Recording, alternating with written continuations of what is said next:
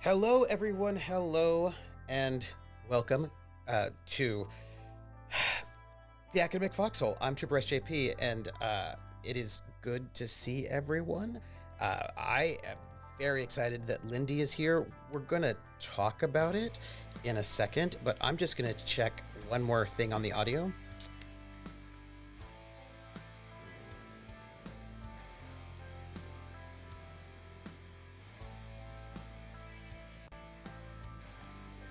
I feel like the application doesn't need to be closed captioned.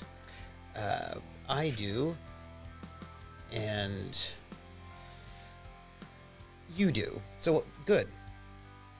Ta-da! Hey, everyone. Hi. I'm Trooper SJP, and this is the Academic Foxhole, and we're here for visual novel Backseat Drive-In Theater, and I am really excited that Lindy is back, because Lindy was away for 3 months. 3 months.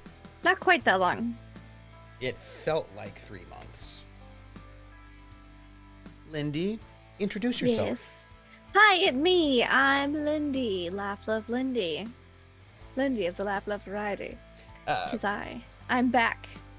Oh, yeah, Scabbyneck says that he hopes that your 3-year vacation was good. It was delightful and delicious. Nice, nice.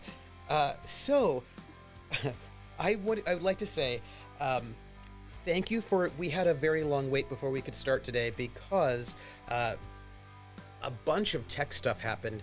My Stream Deck just stopped working. Stopped connecting to OBS. Yeah.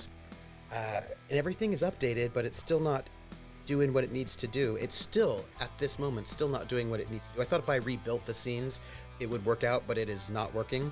So I'm going to be doing everything by hand today, which will be very exciting indeed. We've got an RPG tomorrow, so I need to get this. I really would like to get this completed before then. Fixed. Yeah. Ooh, that'll be interesting. Okay, let's see. And then, so that took a while, and then you may or may not know this, but I'm currently using my new microphone rather than my old microphone. I finally got it set up, but this new microphone is a dynamic mic, and it needs a little bit of extra gain, and I have ordered a FET head or a cloud lifter to sort of give it that extra gain, but at the moment it doesn't have it, so I'm having to do that through software. And in order to route all that software in so that Lindy could hear it boosted on Zoom, you could hear it boosted, but having nothing doubled took a little bit of virtual cabling. Futzing. Yeah. But it's done. Yes, thank you, Valtiel. And so I'm very excited that, and also we had to make sure that like the background sound didn't overpower Lindy. Lindy has a slightly, and also, by the way, I have a lot of different individual controls over what is happening. So if the background music is too loud for you, let me know and I can turn it down. If you want more Lindy, let me know and I can turn that up. Do I have classes to teach tomorrow? Tomorrow is Friday, so tomorrow's my very long day where I teach. Tomorrow's my prison day. So I drive off to the prison at 11 o'clock in the morning. I finish my prison class around like 3:40. Yeah, because you're only under house arrest right now. I'm only under house arrest. I have to drive back and get into a faculty meeting that I cannot get to in time because they started it when I was still driving. And that faculty meeting goes until 6 p.m. And then I've got a half hour to do any kind of tech I need to do or eat before we have call time for the RPG tomorrow, which then we have airtime at 7. So I'm going to need to spend the entirety of CR trying to get my Stream Deck working. I'll be spending time, my what is the word? My multitasking during CR will be getting my class prep done, which should not take too long, and then also trying to get that Stream Deck working. Those will be the 2 things I'll be doing. So yes. Now you want to know what mic? This is a pod mic. So I just got, what I did was the gift to myself for the 1,500 followers was getting a Rodecaster Pro and a pod mic to go with it. And the Rodecaster Pro is pretty cool. There are cooler things about it that I cannot show you right now until I get my mic booster. But I can play sound effects, and I think that even Lindy might even be able to hear them, which I'm pretty excited about. It might... Let me see. Hold on. Can you hear this? All right, I'm going to play it. Tell me if you can hear it. You didn't hear it, did you? I didn't hear anything. I figured you wouldn't because I'm not routing this to you, but... Sure. But I feel like maybe chat heard it. Yeah. Chat heard a ba-dum-bum. Do it louder. Oh, you know what? I did hear that. Nice. Okay. Nice. So I actually have the ability to play some sound effects if necessary. You you know, for reasons. But Lindy, where have you been? I've been in South Korea for 16 days. What were you doing there? Eating, not sleeping a lot, lots of cafe hopping, lots of traveling about the country. Like, we didn't just stay in Seoul. We were in Seoul, we were in Pyeongtaek, we were in Gwangju, Busan, Jeju. Like, we went all over the place. Oh, Suwon. It was delightful. Everything was delicious and really cool, and everyone there was really nice. And I got really good at buying tickets to attractions and clothes shopping in general. Nice. Are you happy to be back? I am super fucking jet lagged. First time having jet lag, and it's a bitch. You've had jet lag for a couple of days, no? Yeah, we got back on Sunday.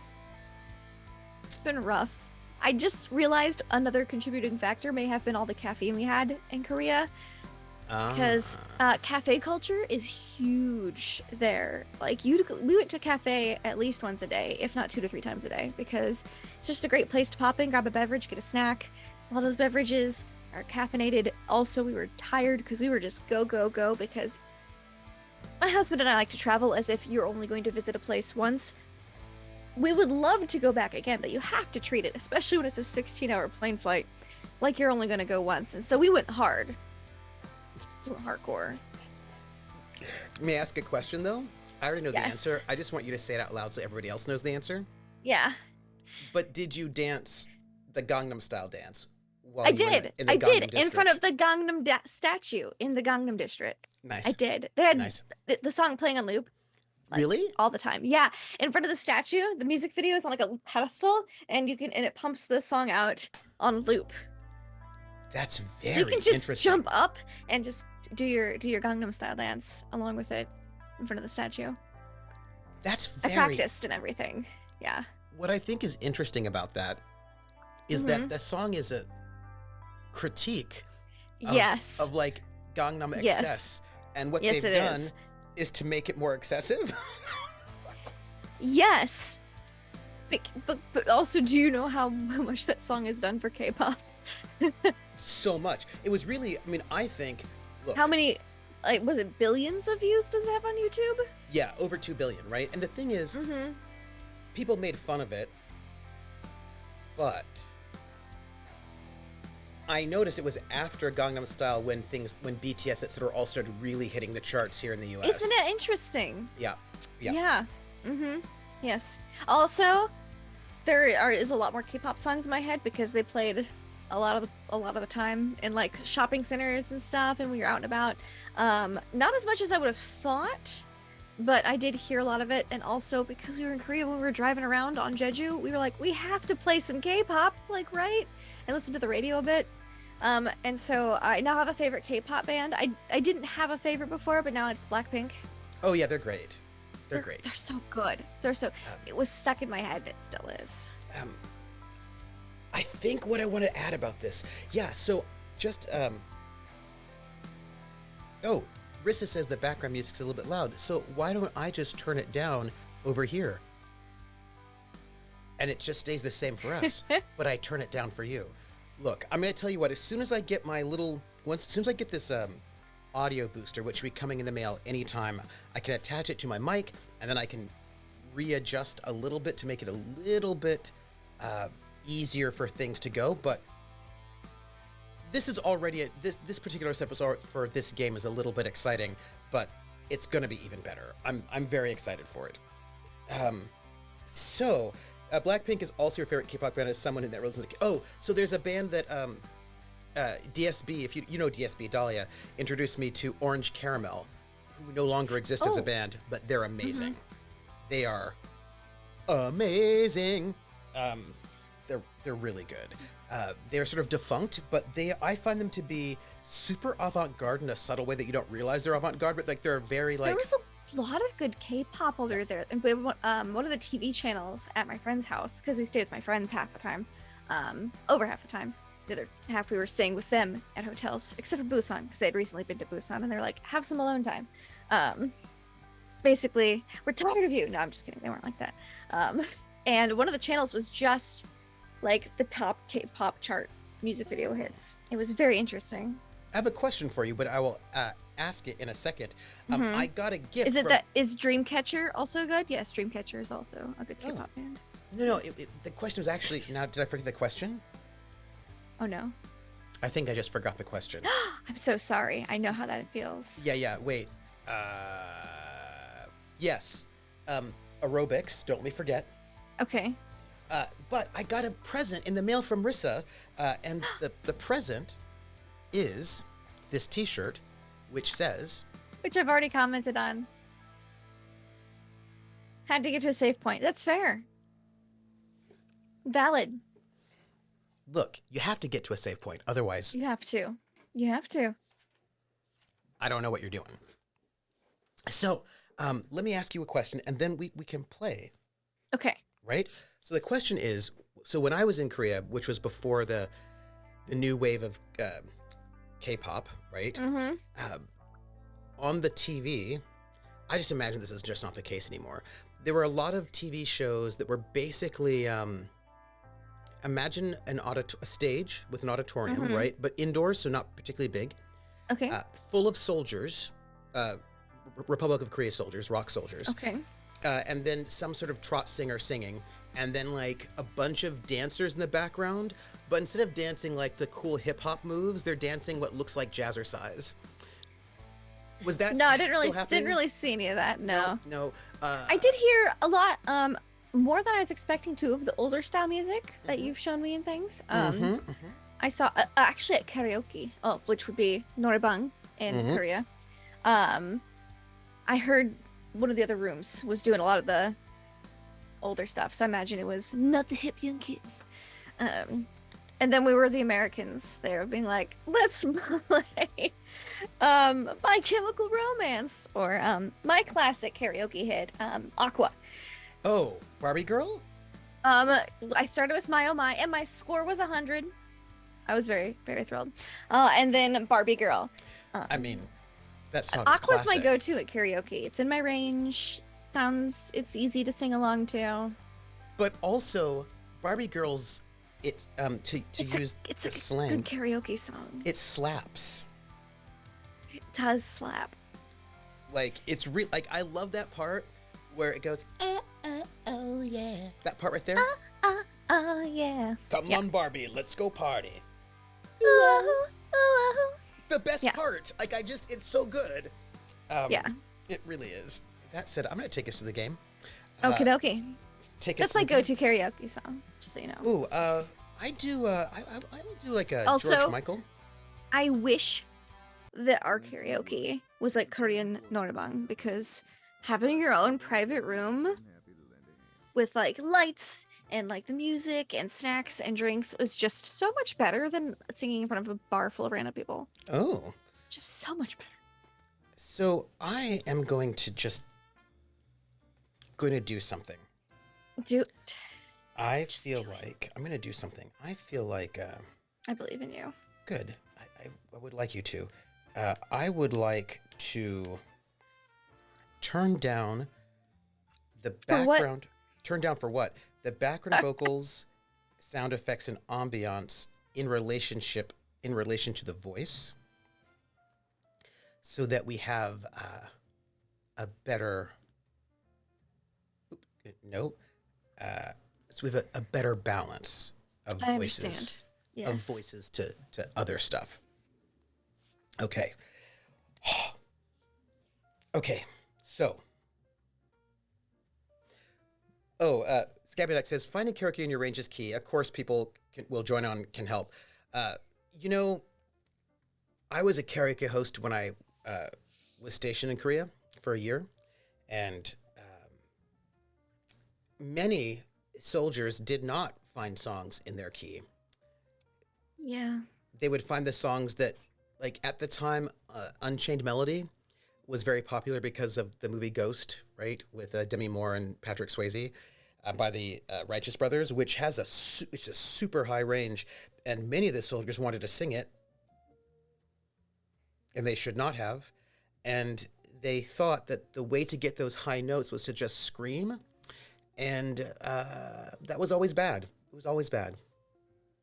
It was bad. And I would always have to be there on the volume button being like, turn it down. Like, turn it down. Need your love. Right, but... Because you can adjust range on those machines. You can adjust pitch, which is so cool. And tempo. Yes. You make the song faster, slower, higher, lower pitched. Like, I was able to do Bad Romance by Lady Gaga with it, like, keyed up a little bit. Yeah. Nice. Nice. Just don't just sing your favorite song at karaoke. Yeah, a lot of guys aren't at pants too tight tenors. Name game. Hey, I'm Bar Garwin. Welcome in. By the way, I'm Bar Garwin. The name game. Come on, everybody. I said, now let's play a game. I bet you I can make a rhyme out of anybody's name. The first letter of the name. I treat her like I wasn't there. And then a B or an F. Or an M will appear. And then I say Bo at a B. Then I say the name. Then banana, fanner, and foe. Then I say the name again with an F very plain. Then a Fee, Fi, and a Mo. Then I say the name again with an M this time. And there isn't any name that I can't rhyme. And Bar Garwin, and Bar Garwin, Bar Garwin, banana fan of Bar Garwin, Fee, Fi, Bar Garwin, Bar Garwin, the name game. Thank you for that resub. Also, Krellin Elvis is a baritone. So if you want some good baritone tunes, get your Elvis on. Get your Elvis on. Also, Lindy. Trooper. You should read. Okay. Oh, Charlie just spoke, so... Hey, I have a question. Yeah? Is this where we left off? Yes. Are you sure? Basically. Didn't we have that weird horse situation? We did. I think so. Oh, yeah, the horse! Right? How could I have forgotten about the horse? Yeah. Oh. No, I think it crashed. So no, we need to skip. It is? I see that one right there. Because that is 4 minutes later. That is 4 minutes later, but that's it. Yeah. So I think that this is where we're at this moment. Yes. No, you're right. Because there was the horse who was werehorse? The werehorse? Yeah, the werehorse. Yes. I don't remember the werehorse's name because it's been like 3 weeks, but you know. Patricia. Although I don't know actually. Patricia the werehorse. That's right. Unclear. Thank you. Mark meandered in the French Quarter. Blues, jazz came in from an open doorway. He stopped to listen, and then he met Patricia the werehorse. Oh. See? She's no longer a werehorse. in horse form. She's not in her horse form. Yeah. Patricia was a local. Age, 26. Height, average. Very Creole. How can you be very Creole in height? I'm sorry. I shouldn't dwell on that. She was a nurse at the local hospital. Oh, was she like 16 hands tall? Yes, that is exactly right. Time went too quickly. When Mark visited her, he didn't even notice when the sun rose too high or if he was getting hungry. Hey. Yeah. This doesn't seem to be his old girlfriend. What's her face? Oh no, Jody is long gone. Right. Does Jody know that? Like, I don't know what's happening. It's been years, I'm sure. I feel like it needs to... If Jody hasn't moved on, that's sad for Jody. Like, Jody needs to get a life. Also, Mark was not all that in a bag of potato chips, so... Krillin knows there are no werehorses. I feel like if you're a werehorse, that's the worst curse because you're, like, cursed to murder people as part of your were situation, but you're an herbivore, so it's really hard for you to do so. I suppose you have to kick them from behind. You just kick a lot of people, throw a lot of people off. Yeah. You don't see many werehorses because a lot of them are just sent off to the glue factory early. Just for being bad horses. That horse just keeps kicking people. Got a weird look in its eye. Glue factory.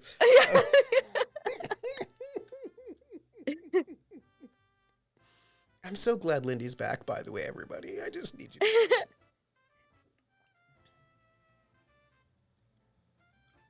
On some days, he'd stumble his way back to the apartment through the bright sun, or was famished by the time he arrived at Charlie's. Hmm. Mm. Seems like Mm-hmm. he and Patricia the werehorse have got a thing going on. And Oh I my thought gosh. and I thought that vampires and were creatures didn't like each other, but hey. It's because, one of them's a carnivore. Hawkeye's like, and you can only feed every other furlong. It's true. It's true. That was Just a loves, like, corn and apples and sugar cubes. Scapudak notes that werehorses just get stuck as centaurs, which is terrible. Oh. Yeah. Uh-oh. Oh, no. Mark felt something for Patricia, loved her passion and drive. He hadn't fallen for someone since Jody. Soon he was seeing her more than anyone else. So here's the thing, though. He's got to go into hibernation pretty soon. He does. So I have to bring up a topic, Lindy. Yes. Since he's not allowed to tell her that he's a vampire, do you think he should fake his death? Do you think that would be a good choice? Well, if he hibernates for long enough, then I suppose that's acceptable. But we don't know the full lifespan of a werehorse, so it might not work.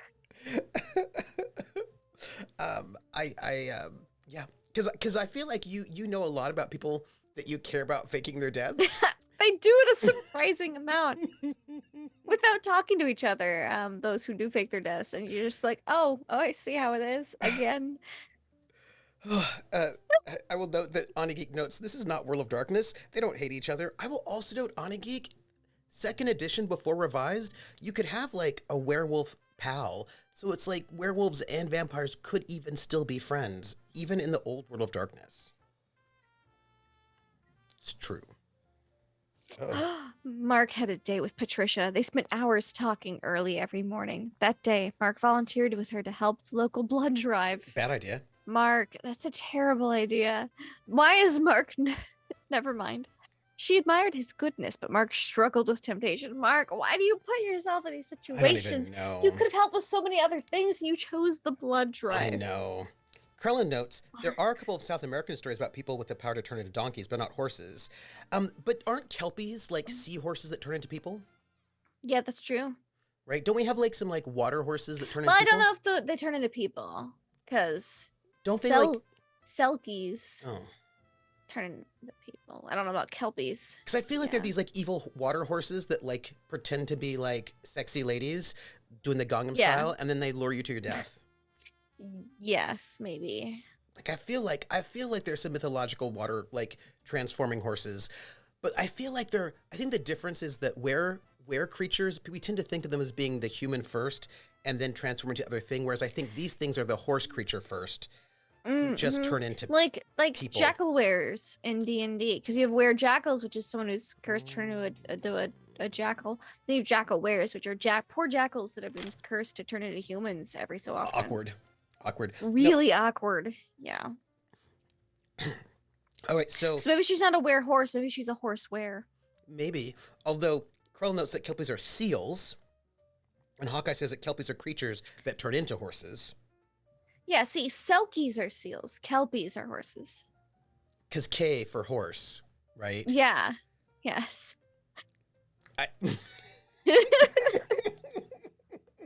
Oh, no. Wait, if you don't mind, we have to page up because we should probably check our stats before we decide what we're going to do about this. We have good humanity. We're an enforcer. We have no bloodlust. Okay, we have no bloodlust. That's good. Right. Now the question is, do we want to try to keep it this way?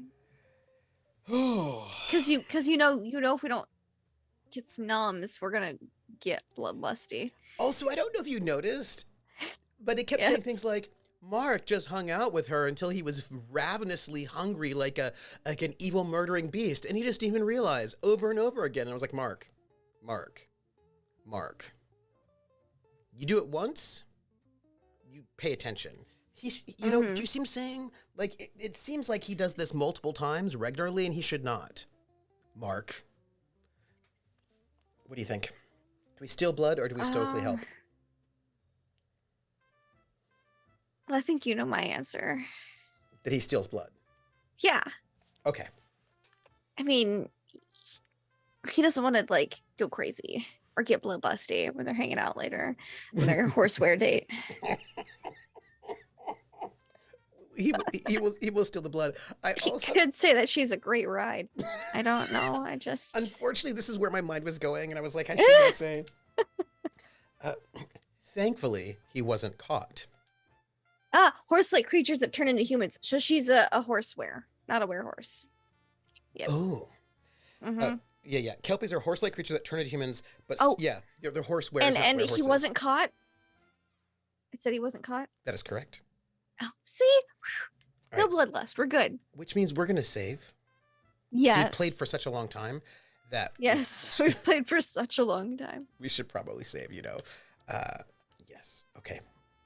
And then. But a lot of people moved to New Orleans, Crowlin, including some Scottish people. So maybe a lovely Scottish lady fell in love with a Creole man, and now she's like second generation Kelpie. Could be. I mean, the river's right there. There's a source of fresh water. Yes, go ahead. That afternoon, they sat on a terrace. Mark watched her sip a fruity drink. Normally, he'd kiss her on the wrist, on her lips. But that day, he'd decided to take things further. I also feel like he's tempting fate a lot. Why is he not? Like, don't kiss her on the large major arteries. Do you know what I mean? Like, maybe don't kiss her on the wrist. Maybe. That's what he's into, now that he's a vampire. Yeah. See, this is why we stole blood earlier, so we're not as tempted. Yeah, I suppose that's true. If only he could nibble, maybe even bite her. Maybe he was becoming reckless. Yes, Mark. Yes, you are becoming reckless. You are. Oh my God. And you shouldn't bite her. There's a whole thing, remember? There's a whole bunch of like codes, like enforcer codes and whatnot. Charlie reined the boy in. Okay. Oh no. Opening her blouse. Oh, it's getting spicy. Mark lowered his lips to her collarbone. Okay, no major veins in the collarbone. On the collarbone specifically. I mean, a little above, but not on the collarbone. The skin felt soft beneath his lips, and she gasped as he dared to take things further. Just a little lower. Are they on the terrace right now? It looks like that, yes. That seems awkward. But it's New Orleans. No one cares. Okay. And they'll be I've been there enough. College students. They're just like, yeah. Uh-oh. Suddenly, Mark felt repelled. Oh, but she's wearing a cross necklace. Yeah. It was as though an invisible force slammed into his body. He sat up dazed. He'd heard of this uncomfortable feeling before. Didn't you also experience it with that priest friend of yours? This should not be new, Mark. I feel like, look, I don't mean to be rude. I feel like Mark has got the memory of a goldfish. Like, we have not played this game in like 3 weeks, and we remembered, and it's his actual life, and he doesn't remember. Also, people say it's the subclavian. And Krell notes, code schmodes. The police are so keen to remind us laws do not apply to those that enforce them. I suppose that's true. He's an only enforcer trainee, though. That's he's true. Not a full enforcer. Yeah. And also his like enforcer daddy would totally murder him. He would be very upset. And Charlie's there. Yeah. Mm-hmm. She sat up disappointed. A crucifix she was wearing dropped in place in front of her chest. Stilling, Mark looked away. Mark, this is where you fake being faint or something, so it doesn't seem like... You're disinterested? He's not gonna. What's wrong? How do we feel about that volume? For the voices, folks, because we just heard her. I'm pretty sure his memory took a hit when he was turned, said Rissa. It's probably true. Wouldn't surprise me. Hey, Schmelzer. Hi, Schmelzer. Mark knew what was wrong. It was that Christian symbol that stopped him. Dread filled his veins like ice water. You know, I've never had ice water in my veins. I'd imagine it's incredibly unpleasant. I bet so. Because anything in your veins that's not blood is usually incredibly unpleasant. That's a good excuse, Mark. Yeah. Also, although, again, as I said, no one in New Orleans really cares. But also, maybe you shouldn't have been like taking things further, including thinking about biting her in public. Mark. Mark. Um, although I have had like IVs and stuff before, and sometimes that's a Oh little yeah, chilly. yo, no, that That's is pretty unpleasant. chilly. Yeah. Yeah, yeah. I've had IVs too. Speaking of, you don't think it would be very painful because of the osmotic pressure difference. So what we're gonna do is we're gonna go and adjust our configuration a little bit more. Hold on. Let's put background and sound effects to here. Oop. You know, when I was in the army, the medics always liked to practice giving people IVs. It was like a thing. So no matter what happened, they'd always say, "Hey, do you need an IV?" And usually the answer was no, don't really need one. Thanks. But then they would give it to you anyway. You're like, oh, I feel like I had some food poisoning. They're like, oh, IV. And you're like, oh, I think I broke a limb. IV. Like, whatever it was. They just wanted to practice, like, giving you an IV. It was awkward. Oh, and they just put me under a few times. That's why I've gotten IVs. Mm.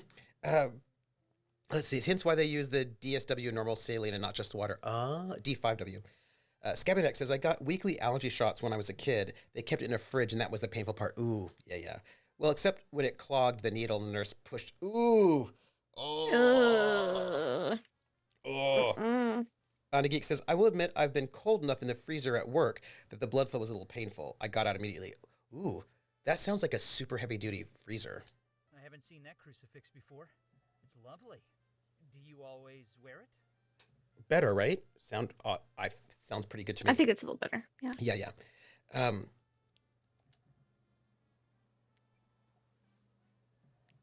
She smiled and touched the cross. Oh, Sometimes always. it is a family heirloom. I got it from my grandmother. I'm thinking I should wear it more often. I don't have much to remember her by. Your grandmother was awful. You should never wear that. She was the worst. I feel like Mark should just like Ew. or like Mark could say, I don't know what Mark's gonna do about that. Mark's probably gonna do something like, you know what he should do? He's not going to. He should buy her a necklace. Yes. Right? Then she'll wear that necklace. Yes. And I'm thinking he should buy her necklace. Like, I noticed that you wear necklaces. Here's one for me. And then she'll wear that one instead. Right? And it looks like the cross is silver, and if he got her something that was gold, right? Uh-huh. She wouldn't wear both. That is, yeah. Mm-hmm. Look, Mark is not a brainiac when it comes to love. Or a lot of things, really. Clues. Remember, wisdom dump stat. Minus 13 degrees at all times unless I leave the door open. Then it's, wow. Anna Geek, what are you doing in that freezer? Are you hiding bodies? You should tell us. Also, it's you. Mark coaxed her to talk about her family to distract himself from his problem. Why couldn't he get near her? Was it because her cross is always covered? Was God punishing him because he fell for a good girl? Didn't we cover this way back a couple of weeks ago? Goldfish brain. Goldfish brain. Come on. So Valtiel says, are we in the present day now or are we in the future? There was a time skip, but I think we're in the present day. I think, or at least closer. Mm-hmm. Carlin says, I've been in freezers at work too because I used to work in a food bank warehouse. Oh. Rissa says, brainiac is not a word I would associate with Mark. Yeah, me neither. Getting supplies for inside the restaurant. I have been in, I would not say I've been in freezers, but when I was in the Army in Korea, we had these metal boxes that were like very large safes that we would be locked in because we were dealing with top secret information, and they were very cold because you had to keep them super cold because of all the technology in there, and it was a metal box, and it was also winter, and Korea gets super cold in the winter.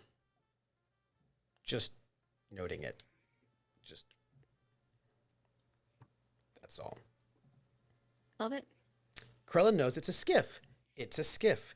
Secured compartmentalized information facility. I used to work in a skiff. By the way, Linda, you didn't see my fake cigar.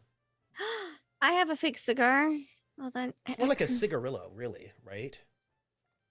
Oh, yeah. Because I was a taxi cab driver who was a computer program. Nice. Somewhere deep in his heart, he knew. Mark broke up with Patricia, saying he had to move. It was a half-truth. The days were getting colder. Charlie wanted to get back before the first Colorado snows. Because they were just taking a little vacation before they went to the long sleep. Hibernation. Yeah. Yeah. Hmm. It's okay. He's Kelpie. She'll wait. And she'll come back. What if she was just waiting to murder him? Go ahead. I'm sorry. The last day they were in New Orleans, Patricia wore a cute dress without a necklace. Mark fiercely kissed her goodbye. Some tears splashed on his cheeks, and Mark thought that perhaps she'd wished for more than a summer fling. Too bad, Mark. You're a vampire now, boy. Yeah, boy. This is what happens. I feel like there are ways around this. Hawkeye says, I played an Urban Shadows campaign where I played a street evangelist that was involuntarily changed into a vampire. Ooh, interesting. Maybe Mark should date vampires. Smoothing her hair, Mark held her to his chest. This was a new regret. He'd never be able to love anyone or grow old with them. Patricia was now free to love again. He was part of a different world. Date vampires, Mark. Yeah, it's pretty simple, right? Like, you could just date vampires. Like, remember those two dancing vampires at the party that tangled all over the place? You could do that. Yeah. It was time for him to return to Colorado. But what if part of the appeal of immortals is that they have a soul and you could drink their blood? Oh. You have to make them what you call it? A donor. A donor. I suppose this will be me. New scene? Ooh. Also, let's save. Shall we? Yes. Also, my computer has been it's been almost a month since we last played. Mostly decent. I've not been too worried about it. It was a little bit iffy there for a little moment, but it has since gone back to being normal, which is good. I mean, unfortunately, the whole OBS situation with my Stream Deck is not normal, and that's really making me sad. But, yes. Convert and date them. Right, I mean, see, this is what I'm saying, on a Geek. Wait, what fire? Later that week, the newspaper reported that the fire department was unsure what caused the fire. They suggested that it had started in the basement, but were unsure if it was the old furnace or something else. We have no idea what fire it was. Basement. Nope. I bet it was it was the club, right? With the. Oh, I bet you. Yep. Mm-hmm. They knew old crates were kept there, so they believed those must have accelerated the flames. Those vampire bodies. Mm. The media headlines blazed with words like, "Oh, Society of the Arts tragedy and a devastating loss for the arts." The official story was that the society was holding one of their usual nighttime meetings. This is their cover story for their hibernation. Yeah, and everybody died, right? Yeah. By the time they realized that they were surrounded by the fire, they were trapped. President Belmonte was interviewed several times by reporters. He explained that a few of the members hadn't attended that meeting since it was not a mandatory event. He was at his home at the time. Belmonte assured the reporters that there were enough society members to continue their charitable work, but that those type of events were not going to happen anytime soon. There was a special obituary for Mrs. Violet. As one of the more publicly visible members of the Society of the Arts, she was the one who ran most of the society's functions. I have a question about arson investigations. The newspaper quoted several Colorado CEOs who praised her strong will and vision. There was a single sympathy card from a distant niece that Mark never knew she had. As a vampire, it must have been comforting to know that she had family alive and thriving. Well, not anymore. Mark received a letter from Steve Mickelson's lawyer. Apparently, he left everything to Mark and made arrangements for that before they hibernated. Mark held back tears. He'd felt unworthy as Mickelson's tyro. Maybe this isn't a cover. I don't know.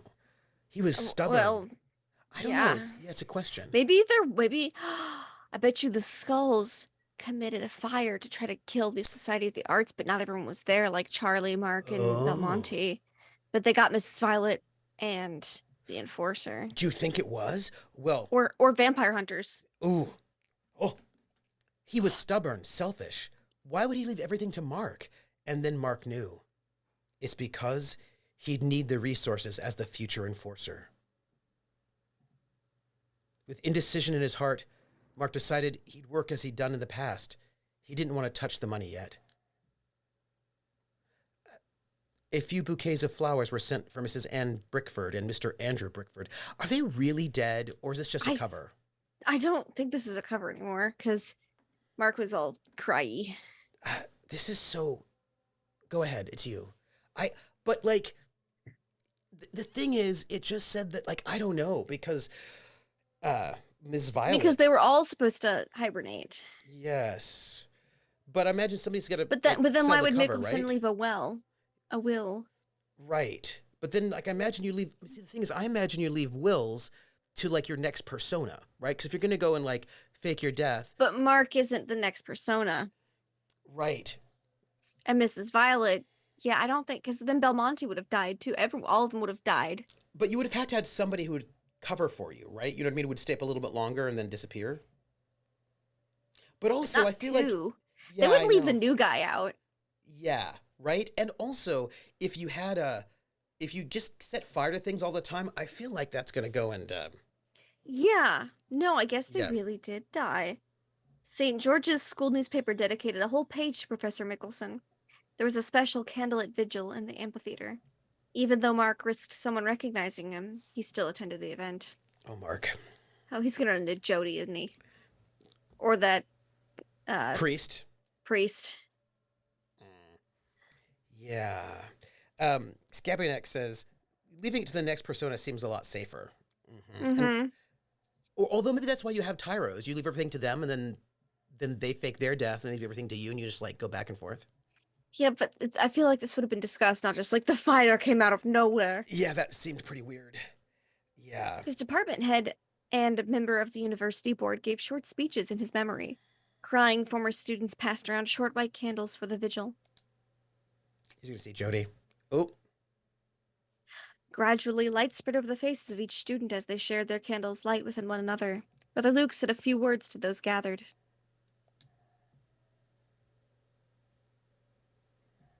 I don't know. Yeah, Mark looks too sad. Yeah. Silently, Mark stared at his own little flame. Slowly, he held his hand directly over the fire. Holding it there, he felt hot pain as fire licked his palm. He wondered what the professor felt in his last moments. Yeah, no, they dead. Yeah, they're dead. Awkward.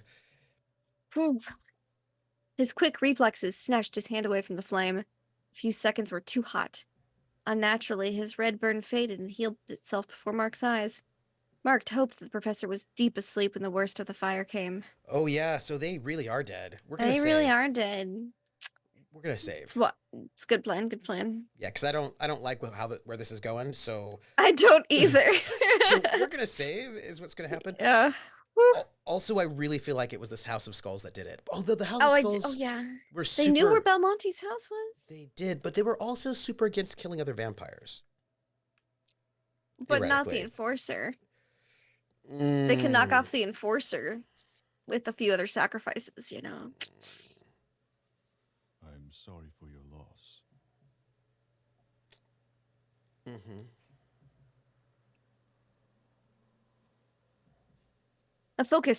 So focused on his thoughts, Mark didn't sense the brother's presence.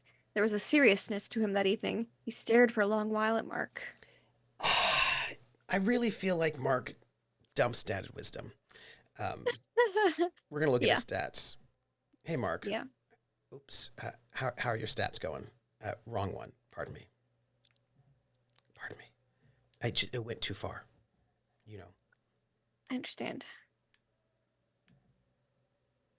Okay. I did it again. Sorry, I did it again. I'm the worst. I know it. It's just I get so excited. Worst. I feel like I'm up there. Just with, like, not the best. Genghis Khan, you know what I mean? And I don't think you're that good. Nice. Okay. Stats.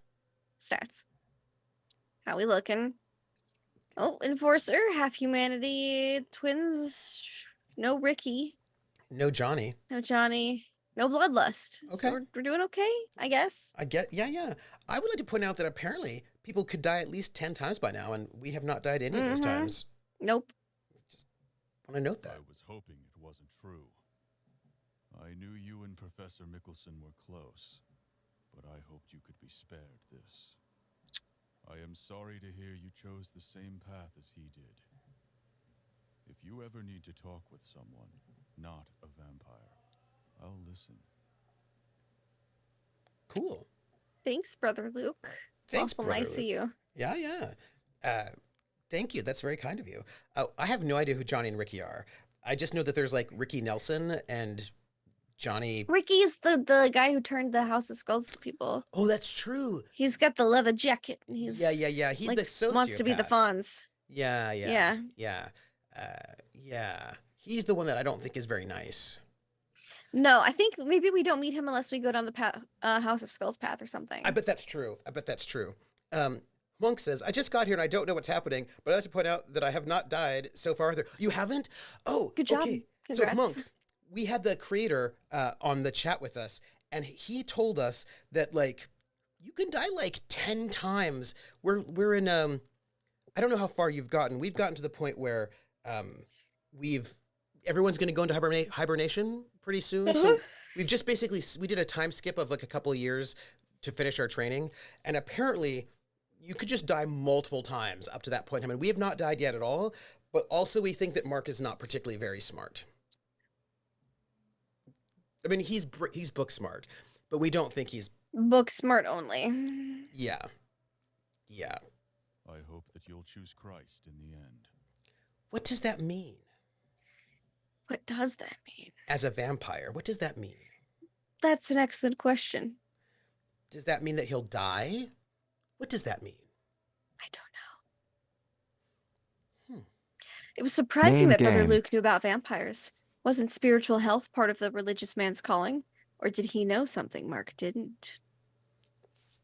Also, Atomica just came here and resubbed.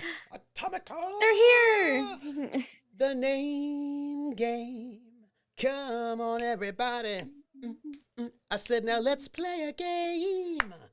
I bet you I can make a rhyme out of anybody's name. The first letter of the name, I treat it like it wasn't there. And then a B on F, on M will appear. And then I say bow at a B, then I say the name, then banana, fanner, and foe. Then I say the name again with an F very plain, then a fee, fi, and a mo. Then I say the name again with an M this time, and there isn't any name that I can't rhyme. Atomica, Atomica, banana, fana, atomica, fee, fi, atomica. Atomica, the name game. Thank you for that resub, Atomica. 34 months. You're almost 3 years old. Which is like toddler, right? Yeah. 3-year-olds are fun. Absolutely. Oh, hey, guess what? Guess what you've not seen, Lindy? A lot of things. Yes, but you most have not of the seen world. My your new staff. It came in. That's really cool. And it's actual wood. Nice. Actual leather.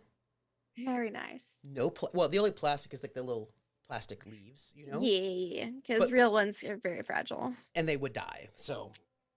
And dried ones are very fragile, yeah. Yeah, so this is just a bunch of goodness right there. I just want to say that I missed you in Witcher. I've missed Witcher and y'all.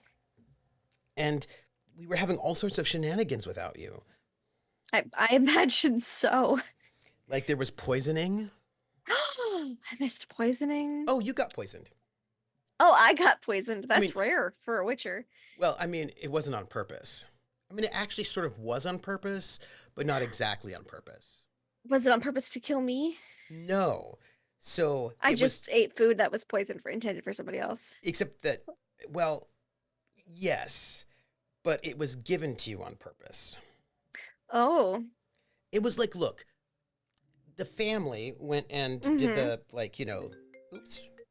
Oh. That was apparently my phone. Sorry about that. Here we go. Scam likely. Cool. I don't want that happening. Anyway, great. Go away. I don't go away. There we go. Okay, so what happened was I don't want cancel. I don't want to have anything to do with scammers.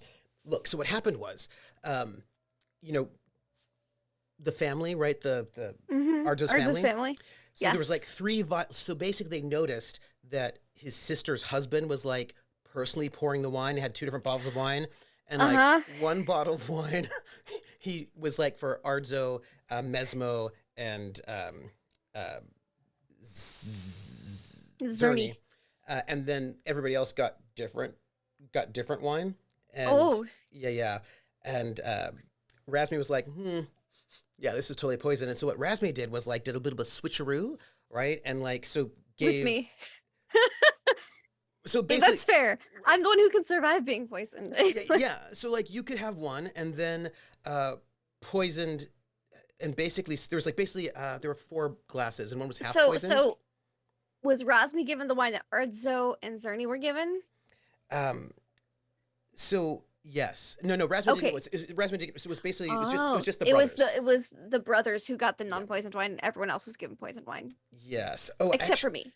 Yes, and so what? I was included with the brothers, I guess. Well, no, you weren't supposed to get one, but they did a swap-a-roo. So what they did was, so they gave, so there were basically 3.5 bottles of poisoned wine, and I think we were supposed to get the other half poisoned one. But so the half poisoned one went to you. There was a little swap. Oh, the half poison. Okay. Yeah. So basically, I think they might have been wanting to give it to Razmi. Anyway, so like Razmi's like, Witcher can handle a half poisoned glass of wine. Give her that one. Swap it out. And then they swapped out 1 bottle and gave that to the brother. And they swapped out another glass of wine and gave it to the sister. And Arzo just drank his glass of poisoned wine right. And he looked his sister right in the face and was like. So there was a lot of poisoning, is what I want to tell you. Oh, and including me, but I handled it. Oh yeah, because you're a I was Witcher. just like, oh, what toxicity does this put me at for a little bit? Okay. You're like, oh, I kind of feel a little flush. That had a bit of a kick to it, huh? You know, so yeah, basically, I'm starting to feel something. I think it's affecting me.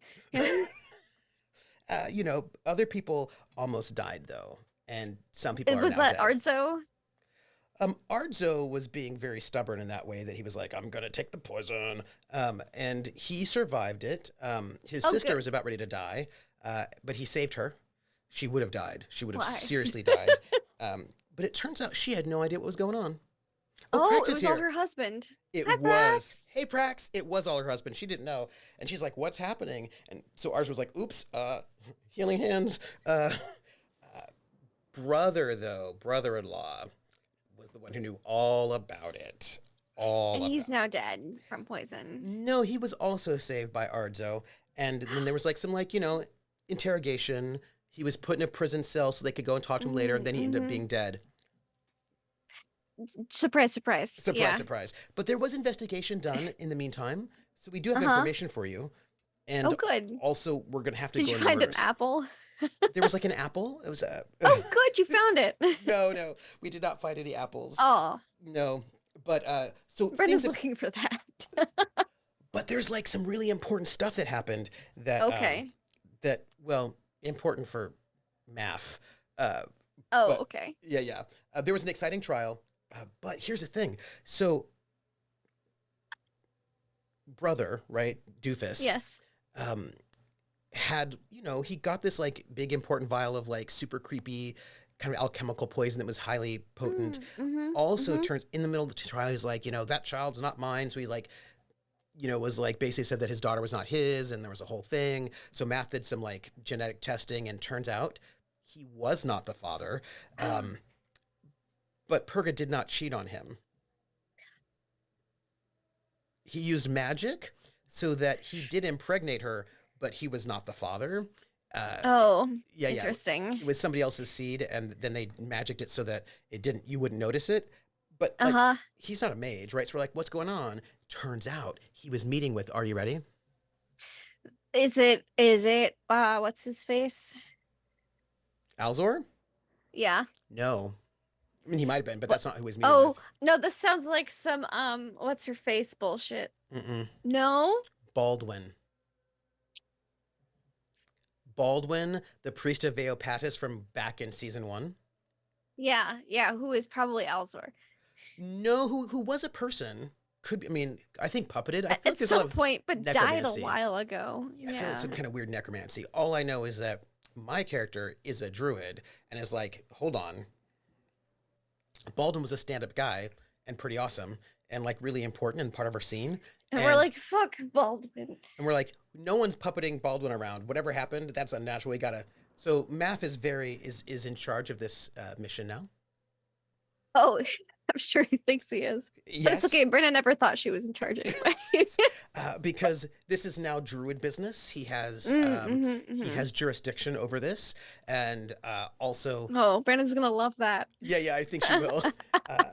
And also because like somebody's clearly unnaturally whipping up necrophages, and that goes against nature, and so he's in charge of all of this now. He's going to make sure that. Okay. Yeah.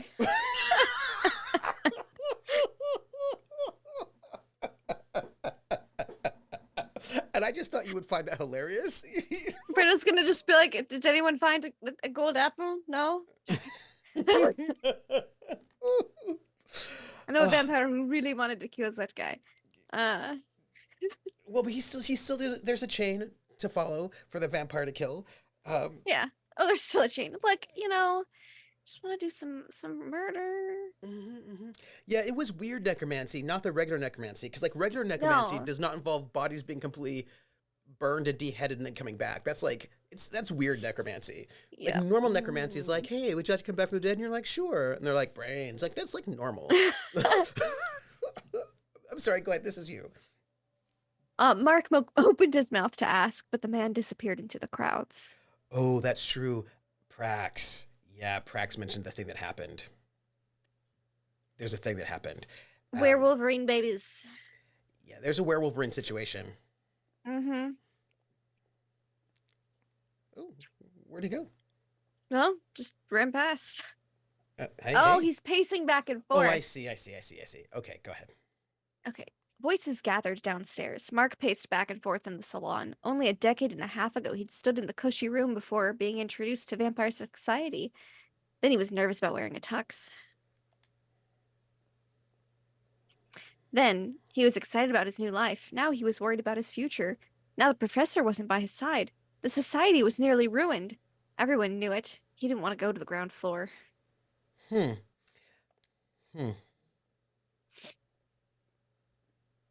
The vampire crowds to honor the Society of the Arts were worse than when he was introduced. There were even vampires as far as Louisiana and Texas downstairs. Hey, how much you want to bet the House of Skulls didn't do it because they're too obvious? Maybe. What I will say is, though, I like how they said Louisiana first and then Texas, as if Louisiana is closer than Texas is to Colorado. Many knew Charlie, so they came to pay their respects and show their support, at least on the surface. Oh, is Charlie actually dead? That's terrible. Oh, I loved Charlie. Me too. And he had like he was played like a so cool well. jazz vampire. Yeah, and he dressed well too. He was the best dressed. He was. Belmonte entered the room. Why don't you come downstairs?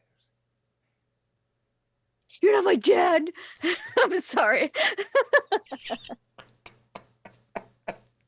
Mark shook his head and fought back tears. He didn't want to see anyone right now.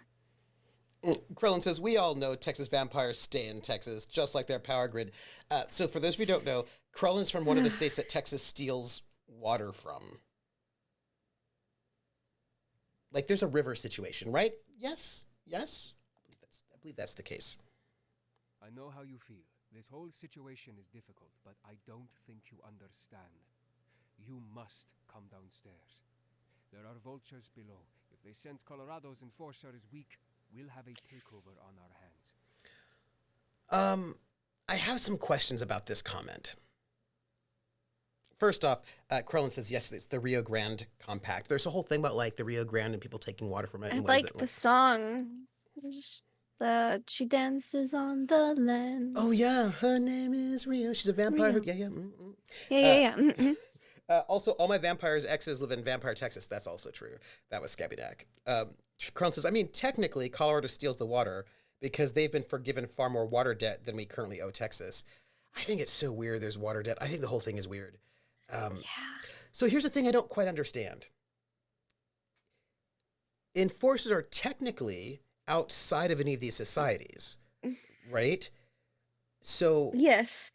I think the comment here is that a lot of the vampire clans have been kept in line because there was a strong enforcer. So not a lot of other vampire takeovers, you know what I'm saying?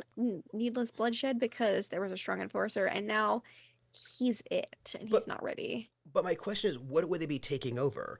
This seems to be a decentralized system. I think by takeover he means Just running around. yeah, like we're gonna take over your clan by killing everyone in it. That would be rude. It would be, wouldn't it? Maybe that's why they have enforcers. Not only that, but my society is almost non-existent now. See, it's because there could be a war, and vampires aren't supposed to kill each other. It's weird, right? Because it did not seem like the hippies would have gotten to, like, murdering other vampires. It did, like, I mean, how many of these vampires... But that's only one faction. It's true, and they are hippies. The House of Yes. Yes, and North America was without enforcers for quite some time, and then only had a couple. So I feel like we're kind of still in the wild west of vampiredom. Yeah. Although, And there's a new sheriff in town. Although... There could be some shootouts. I just feel like, in my mind, the House of Love is the most violent of all the houses. Like they're the ones that are the worst. Like, the House of Skulls don't really do much anything at all, but the House of Love are just, like, bloodthirsty monsters. Will you regrow the Society of the Arts? I wonder how much... Priceless works of art were lost, yeah. It takes a long time for me to find someone I feel is flexible with this life and who I'd want to see around for centuries. They may not choose to join. Not everyone fits the mold. By the way, Lindy, I have missed you. I do appreciate that you knew exactly what I was thinking. Yeah. If there was a fire in that place, it was like, what kind of priceless works of art were lost? Yeah. Right? Yep. Mm-hmm. Yeah. Yep.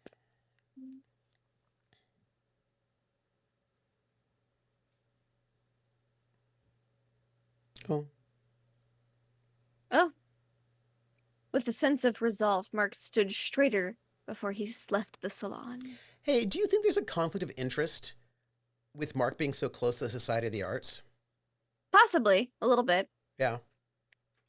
But, Professor Mickelson didn't deem it unethical, so why should Mark?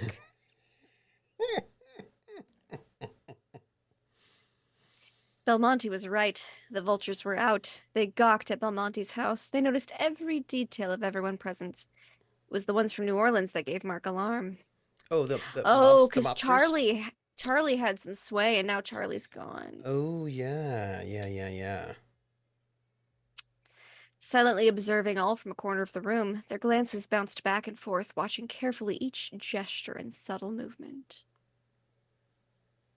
I would like to know more about the vampire lore in this game.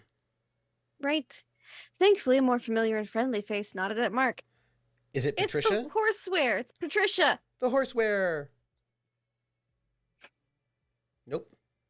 House of Love. Oh, House of Love. Oh. Walking with grace towards him, Anaya, the leader of the Culture of Love, spoke first. Look, I still feel like maybe the Culture of Love House are the ones that are like just flay everybody and turn I like how they're like... called the Culture of Love, like they're a yogurt. Oh, that's also good for your bowels. They just ferment love. Yeah, and they got probiotics, is what I feel. They're like love spreads through fermentation. You just gotta let it grow, man. Krellin notes, Mickelson was the Vampire Society equivalent to the U.S. Rules didn't apply to him because they have the strength to keep everything under his heel. Yeah, although it seemed like the House of Skulls did not like Mickelson, but they thought that you shouldn't kill their vampires. They judged him very hard for that. Just, just wondering. I am so sorry for your loss. Violet was a dear friend of mine. Such a sharp mind and a wonderful woman. I still feel like this was arson. No, me too. Maybe I'm being paranoid. No, I don't think we are. Yeah. Violet had a sharp tongue too, but Mark grew to respect the woman who managed the society's business. Without her acumen, Mark knew that Belmonte would be lost. I like how when he's doing his inner thoughts, we get a bit of a highlight on him. And I do. Yeah, I think that's well done. Yes. All he wanted to do was quietly shut himself in this house and paint. Charlie was too busy playing for shows, scouting talent, and networking to handle their finances. Mark was expected to be the enforcer. So Charlie did make it. Okay. But Charlie's not present right now. No, I think this was in the past. I think he's dead. I think this is like talking about like, like past family dynamics. Well, no, because Charlie's scouting talent, networking to handle their finances because Violet did that. Maybe. He was too busy to handle their finances so Violet did it. Yeah. Yeah. So he's looking for someone new to do the finances. Once he took that mantle, he'd have to distance himself from the society. It was tradition for the enforcer not to belong to a vampire chapter. The question was, did Marx wish to still be the enforcer? I kind of feel like you're going to have to, right? Let's save. I mean, he can do whatever he wants, but I mean... Is there any other protege for the enforcer role? No. You want a war? No. No. It feels like it'd be kind of like a jerk move to just... Right? To be like, fuck you, Mickelson. I'll do what I want. I'll do what I want. I know you're dead, but whatever. I'm free now that you're dead. I feel like this is what he's got left. You know what I mean? I feel like he's given up so much that this is... It feels to me like Valtiel's like, I was just thinking of those Jamie Lee Curtis commercials now. As well you should. Okay. Choice? Oh... I don't know what he would do if he weren't an enforcer. And when I say that, I don't mean like me personally. He does not seem to have any other plans. Do you know what I mean? Like, I've not seen him talk about wanting to do something else. That is true. Like, he's interested in the Society of Arts, but I don't know, to the point where he would deny his enforcerness. And he just got all those resources from Mickelson. He did just get all those resources from Mickelson. And it made him cry. He's been crying a lot because of Mickelson. Yeah. So I think, yeah, he'd still want to be an enforcer. I think so too. Absolutely. Absolutely. And also, it's his job right now. Do you know what I mean? So, I mean, I feel like he sort of has to. That's all I'm saying.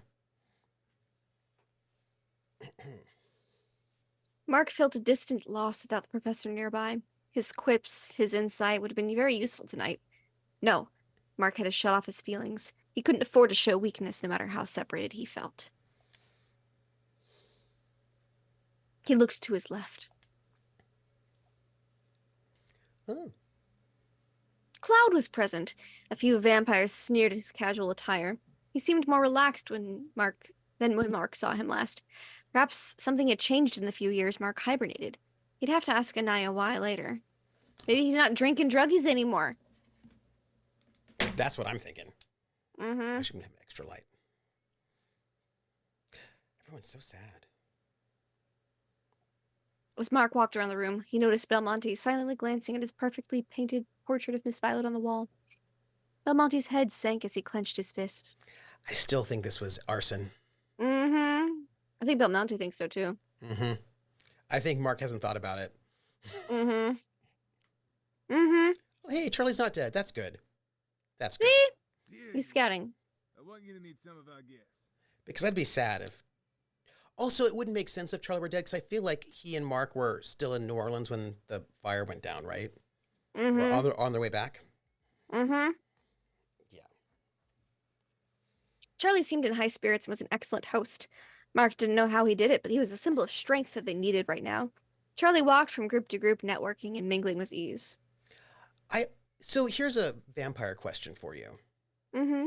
As a vampire, do you think that being a vampire means, now this could be individual, that you take loss even harder because of like longevity, or do you think you take loss more lightly because of longevity? I think it would depend on the vampire.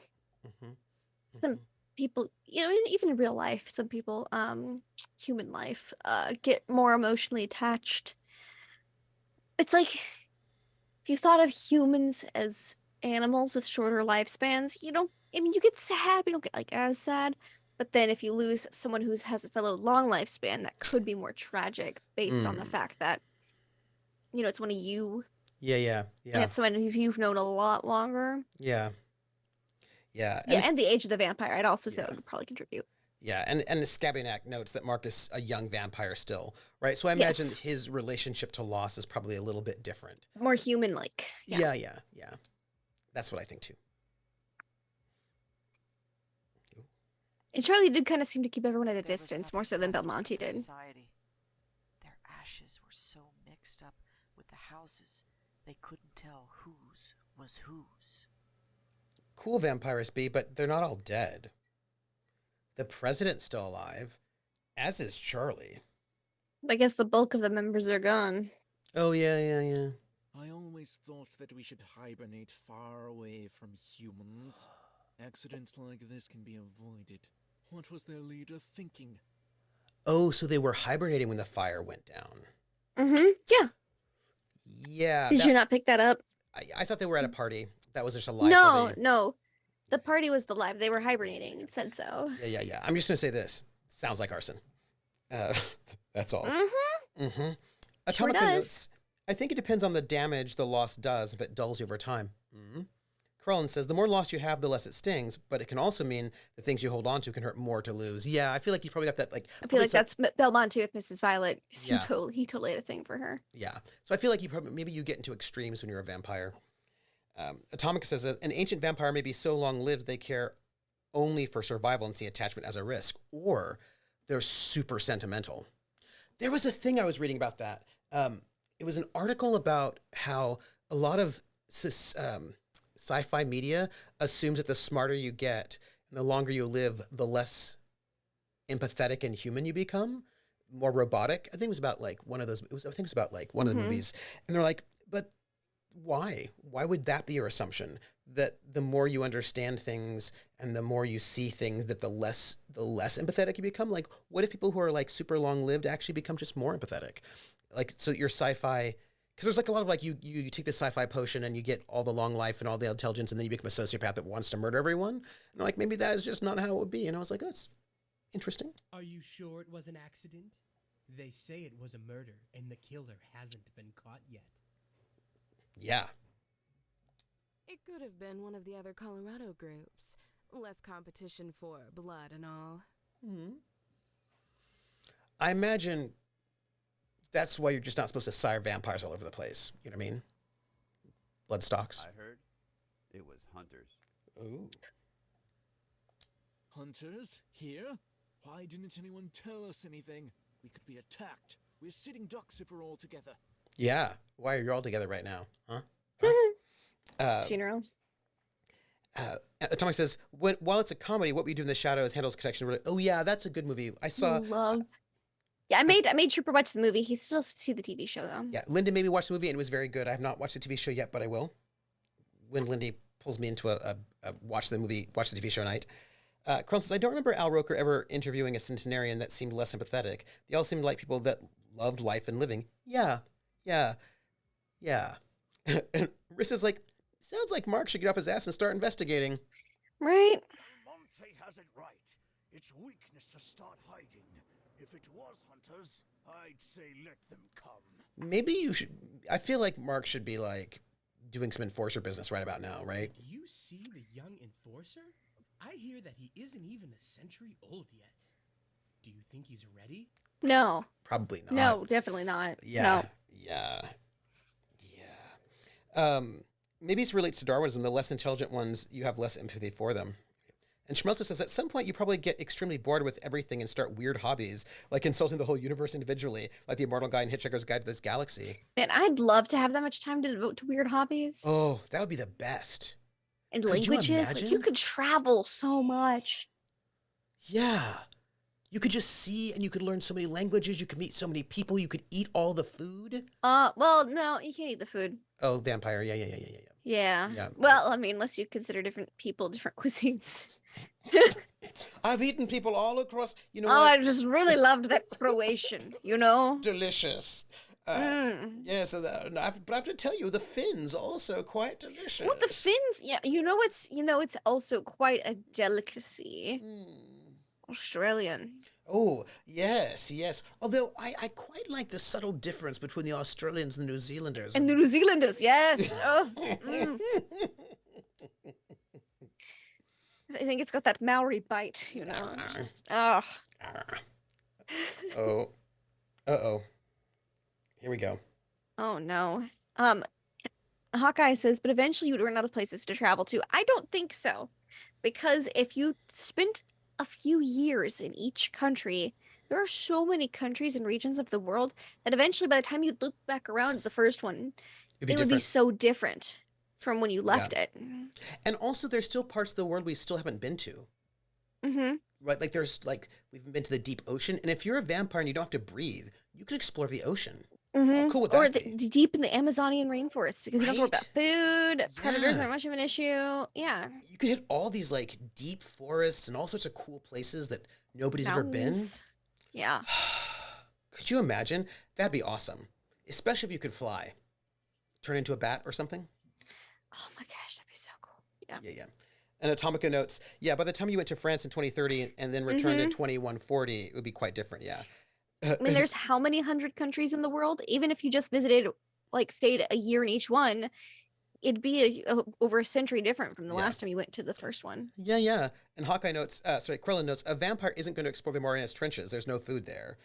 They still need to eat. They aren't going to go where there are no people. That's true. But they might only go for short time periods, right? It did say that they could eat animals. Oh, that's fair. And there's probably Cthulhu in the Marianas Trench, so. Probably. I mean, fish at the very least. And if not, maybe not the deep sea, but you could explore. And they don't need to eat as often. He only needs to eat like once or twice a week. And he probably couldn't take some blood bags packs with him. Blood bags. In the Marianas well, Trench, I imagine that maybe you would get a donor and just travel with them. They'd be like your travel buddy. Rissa asks, what horrible faux pas is Mark going to commit right now? It's a good question. Yeah, I don't know if they can feed off fish. I bet they can only feed off of mammals. That feels very vampire-y. There's some whales. And also Cthulhu. Do you think Cthulhu's a mammal? No. Yeah. Definitely not. Yeah. You probably can't feed off of Cthulhu. Maybe you can, but you probably shouldn't. It's probably a bad idea. It's probably a bad idea. Terrible right? idea. Yeah. We don't know the rules. Oh, yes, he called out across the ballroom. I am more than ready to protect. You can count that I'll be justice. Mickelson mentored me. Do you think he wasn't capable to prepare me? He taught me every technique he Mark, knew. your outburst is not reassuring. It is not. Be a cool cucumber, Mark. Yeah. This is you, though, I believe. This is you. The last sentence was stretching the truth, but Mark wouldn't let these guests think he was weak.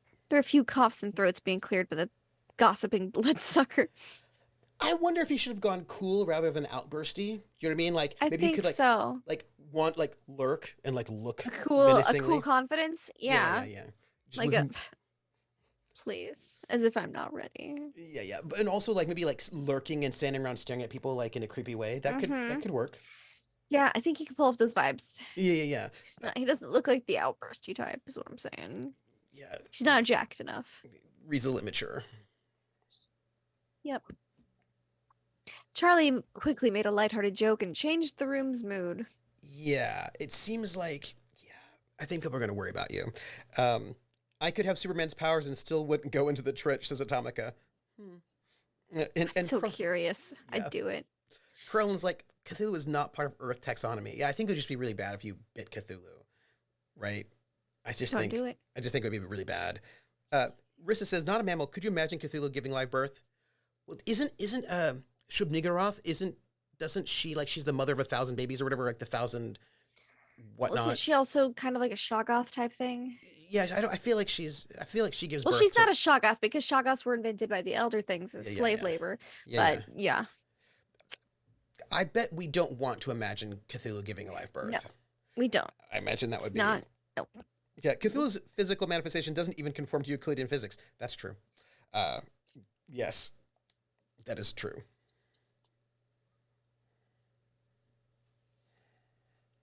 After a few hours, the guests retired to rooms Belmonte set up for them or left to whatever hotel they stayed at. Rissa notes that Shub-Niggurath is not Cthulhu, and that is also That is true. also a fair point. Yes.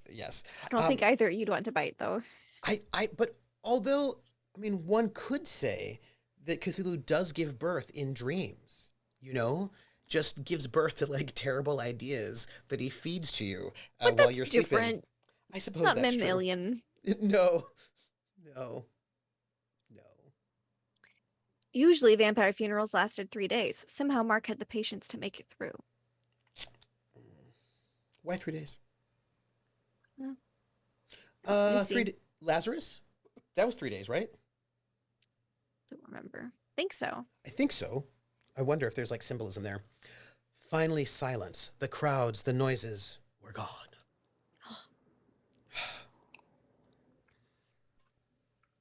Just, Mark's polished shoes echoed in the empty ballroom. Professor Mickelson promised Mark he'd learn how to become a human after their hibernation. Now, he wouldn't know the answers. Would he be stuck as a vampire enforcer? Fate of his soul be damned? A heavy feeling weighed on his chest. The truth had to be somewhere. The truth is out there. I was about to say that. I've missed you. Brain twins. Uh-oh. Oh no. We need the enforcer. Okay. Oh, tough vampire needs the enforcer. Sounds like a trap. Sounds like a trap. It's an ambush, right? Like, that's an ambush. It's an ambush. Okay, cool. I'm glad that we agree. Let's save. Let's save. Yep. Mm-hmm. Before we get into the ambush, because ambush. Aw. What? I just saw Rissa's comment. Corey say about watching Doors to Darkness and Mildred Crabapple. Oh. It's her favorite granny. Yeah, your makeup was brilliant for that. Ooh. Just loved being an 86-year-old occultist in a Cthulhu game. Would you do me a favor when you have a moment? I'll try to remind you once we get off stream. I'll consider it. The link for your podcast, would you put it in our Cthulhu Discord channel? Oh, the Tomes and Tentacles? Mm-hmm. Yes, that was very good. Because I feel like Rissa would really like it, and also Max Ryder would like it. It's a good podcast. Yeah. I'm not gonna lie. I know I'm in it, but it's a good podcast. It was good. It was very good. I know. I recommended it to you, and you were like, what? I was like, I know. And I liked it. I thought it was very good. You don't like a lot of podcasts. It's not that I don't like podcasts. It's just that I don't drive or travel a lot. You know what I mean? Mm-hmm. Like, podcasts I kind of want to do when I'm driving or doing things that would involve motion. I do them while I'm working out. The gym. Mark, maybe you need to calm down. Maybe it's not so bad, that's DSB. Let's see. How tough is this vampire that needs an enforcer? See, I just feel like it's a trap. You realize there's not really a lot of point in saving when there's no choice. I suppose that's true. I just am paranoid. Mark needs to stop making the "don't hurt me" posture when anyone approaches it. That's true, Rissa. It doesn't inspire. And also, there's a point to saving because sometimes it crashes. Uh-oh. We don't have to fast forward through. Oh, shit. Uh-oh. Oh, no. It's the whole squad that's left. What's happening? Humans are being hunted. It's happening downtown. A vampire hunter has shown up. He's patrolling the area. I bet it's the House of Skulls. They're like, Mickelson's dead. Let's hunt more humans. Uh-oh. Horror froze on Belmonte's face. I was just thinking about the Innsmouth look, and like Innsmouth, and also small towns in New England, how creepy they are. That's what I was thinking about. We can't have hunters show up. They'll destroy us all. This is too big a job for you to do alone. I wouldn't be surprised if the bastardos killing humans also had a hand in my family being destroyed. Ooh, okay. Oh, set up. Okay. DSP's like, New England is supremely creepy. I mean, I liked it when I visited. It was nice. oh, Mark, you thought the fire was an accident? Like, Mark, buddy, slow on the uptake as usual. Yeah. I tend to podcast when I'm working on things that are less thinky, like dishes or admin work. Oh, yeah, that would make sense. If I had to do things that are away from the computer, then I could podcast. Yeah. The first rule of being in our world is that things don't always appear to be what they seem. You should be very familiar with that, Enforcer. Also, I'm really surprised that you just didn't automatically assume it was arson. Like, he's just so young. He's just so young. Riss is like, wait. Doesn't read enough true crime. Does not read enough true crime. Seriously. Way too naive to be the Enforcer. Grant, I'll go with Mark. If there's more than one vampire involved, he'll need my help. Don't worry. Yeah, Belmonte's a little too emotional, I think, to go with. Charlie's a good call. Also, I don't know, optics-wise, if it's good for the head of the society to be hanging out with Mark. Yeah, Charlie's a much better call. Yeah, I think I agree. Also, I don't know whether or not Belmonte's a good fighter. Yeah. I mean, he might be. I don't know. I have no idea. Charlie seems a little scrappy. Yeah, Charlie seems scrappy. Isn't Mark like 35? No, I think he's close to 40. Yeah. Mickelson should have picked a middle-aged woman with a penchant for true crime. Yes. Now I just thought he should have actually picked Angela Lansbury. Charlie followed the Enforcer as he ducked underneath the police tape. Charlie paid off the police chief to look the other way, as the vampires were given quick permission to observe the crime scene. The items had been marked and photographed. The imprints of people were overwhelming. Okay. Too many smells. Mark had been trained to trace a vampire in a crowd, but the multiple sources of blood, the smells of sweaty officers, and old garbage stains in the alleyway, among other things, made him gag. Mark needs to be able to hold it together a little bit better. You know? Yeah, he's crying at a crime scene. It's a crime scene, not a cry scene, Mark, please. There's no crying in baseball. You were typing that, Krellin? Yeah. I see it.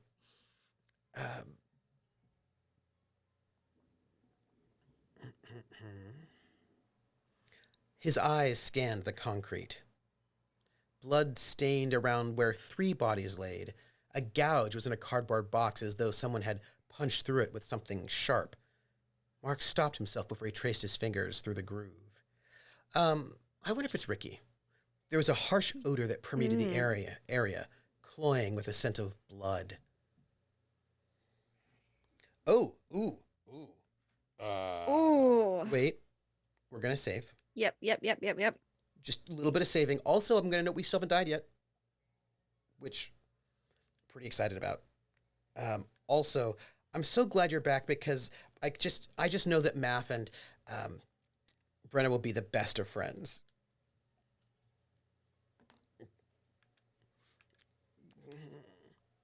Oh, and you missed him. Oh, you missed him being really condescending, Lindy. He was super condescending. I bet. Yeah. Okay. What do we want to investigate? The bodies, the gouge, the source of the smell, or just finish? Oh, no, we're not going to finish. We've just started. Oh, no, I think the source of the smell. Oh, I like it. I feel like the gouge has to do with like a murder weapon, but I feel like the source of the smell might be something that's like important. Yeah. No one else can investigate the source of the smell. Everybody else might be able to figure it out. The police might be able to figure out the other things. Yeah. It smells as though something has been burned. It reminded Mark of incense. There's a hint of cigarettes. Another breath determines there was one vampire only. Well, we know of 2 vampires who smoked cigarettes. It was Ricky and Genju's boyfriend. Yeah, but also incense. Mm-hmm. No, wait. There's a second trace, as though someone was there briefly and recently. Both scents smell familiar.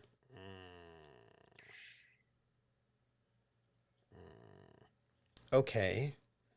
Oh, okay. We can Okay. investigate multiple things. Yeah. The bodies. Gouge. Because that's mysterious, right? Cigarette and incense clove cigarettes, maybe. Yeah. The puncture in the cardboard looked like it was made from a large, heavy object. Seeing how the middle of the mark was deeper, it could have been made by a stake. What if it's that little boy? Oh, I don't think he's old enough. But it's been 15 years. Has it been 15 years? Yeah. Oh, it could be the boy. He could be a vampire hunter now. Yeah. Bodies. Bodies. Let me think of a cadence. Their necks were bitten, obviously a vampire. 2 deeper canine grooves on either side of the bite mark. 2 deeper canine grooves on either side of the bite It's not Patricia. What do you think that means? Does that mean that we have 4 holes? Do we have like 2 holes and like grooves? Werewolf.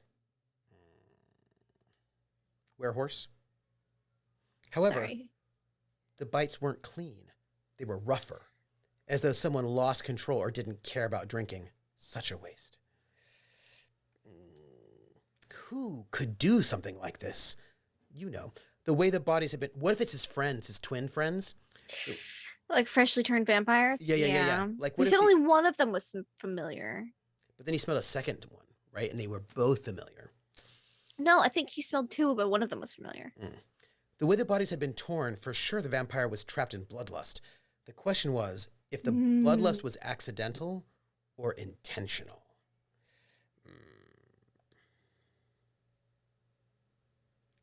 Yeah, I do wonder, right? Okay, so if we finish? I guess we finished investigating. Okay, we're done. We've investigated. Any leads? No, not really. Vampire? Ooh. Oh. Oh. How are we supposed to figure this out from... Okay, wait. Page up. Wait. So I think he recognized 2 smells, right?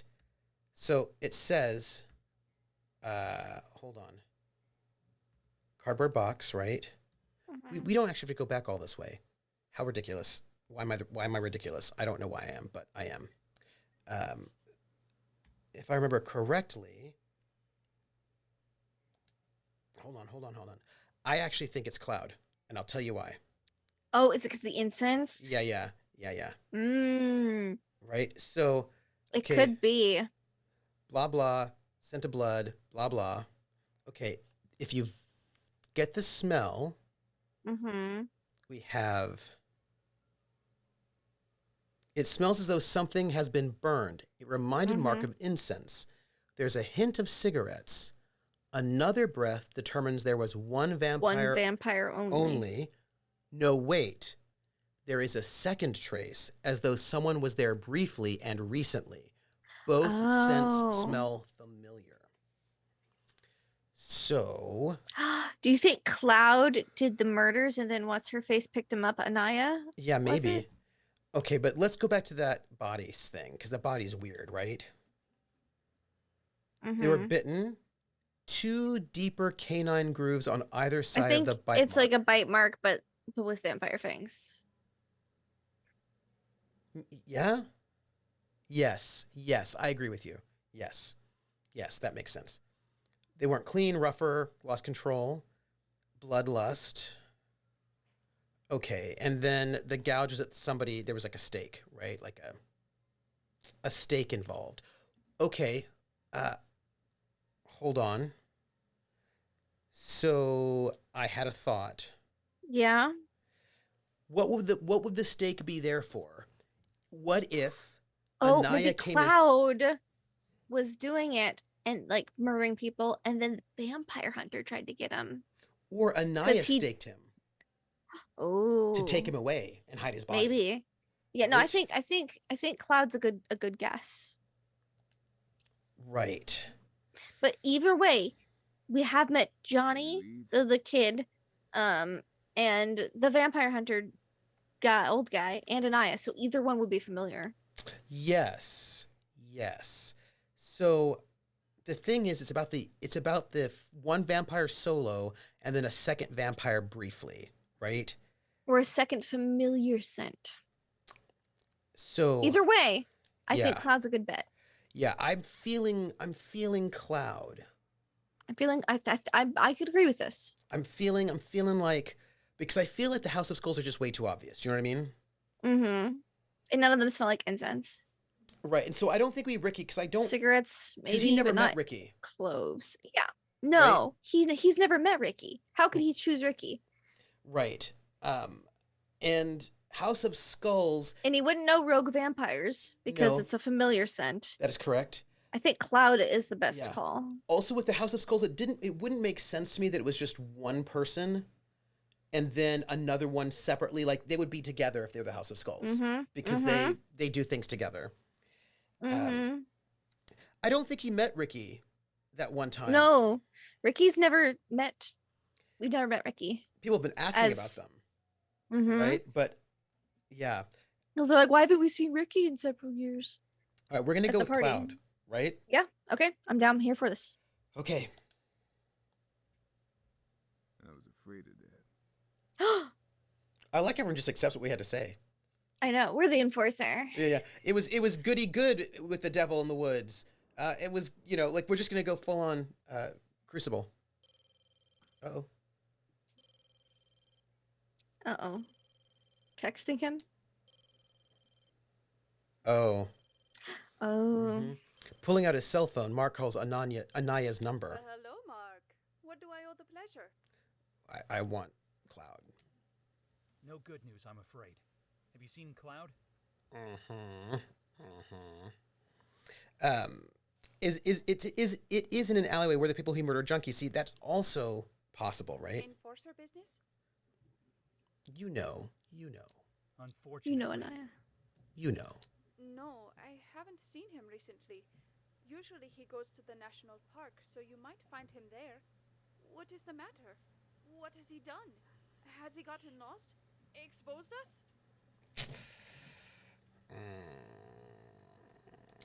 It's too soon to tell if it was him, but I'm investigating about 3 humans who were found dead downtown. A vampire definitely visited the scene. I'll keep you updated. I'll try to do everything I can to bring him back alive. I also think that she has him. Wouldn't surprise me. I'm also going there. Something might happen. He's been slipping. He's starting to lose his sanity. Oh, Cloud's seeming like a safe bet. Oh, yeah. Okay. Stay where you are. There's hunters around. Our community can't afford to lose you, too. Interesting. This is worse than I thought. Hunters? In Colorado? We've always kept a low profile here. None of the vampire families have made any trouble, except Damien, and your mentor stopped that. I have to warn the others. I kind of feel like maybe Mark has been irresponsible by not letting them know there was a vampire hunter here, like, the entire time. Look, he just found out himself, to be fair. I feel no, that one guy. Well, he didn't know for sure. He just suspected. Dude, and it's Mark. I know it is Mark, but so Mark just maybe suspected. He didn't know for sure. Aziz. Madness. The 3 killed hadn't been completely drained. If it was Cloud, he might be worse off than you think. He could be trapped in bloodlust. Hate that bloodlust. Like, regular lust is fine, but bloodlust? I know. Ew. Ew. Okay, well, here we go. Okay. This is you. Charlie waited in the car. Oop. Beautiful. Oh. Oh. Okay. His hunter gear, his enforcer gear. An eerie laughter came from the trees. The cackle grew as Mark walked closer to its sound. Go get food, Atomica. Well, there is a second definition of bloodlust. How late are we? Well, we have to stop at 9-ish because we're gonna be hosting I'm gonna be hosting the chat in the Discord for Critical Role. So it's just gonna have to be a little bit like short, but maybe next week. Oh. Okay. Look at his little dance. Yeah. In front of a campfire was Cloud. He danced around the fire, laughing and miming. I like his little dance. Yeah. Also, like how I'm worried about him.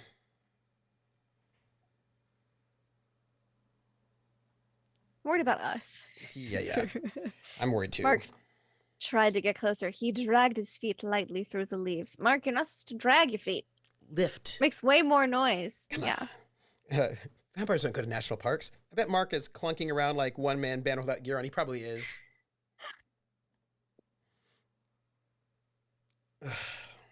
The ground sloped down and he stumbled, snapping a twig. Damn. Mark. We didn't not expect this. Come on. No, yeah. Hey, Cloud. Hey, Cloud. It's me, your bro, Mark. It's just me. Dressed out in gear, ready to murder you. Yeah. It's super subtle. Super subtle. Super subtle, Mark. Cloud took a step back. Can we talk? I've got stakes on. I'd like to talk with you. The stakes are high. Can we talk?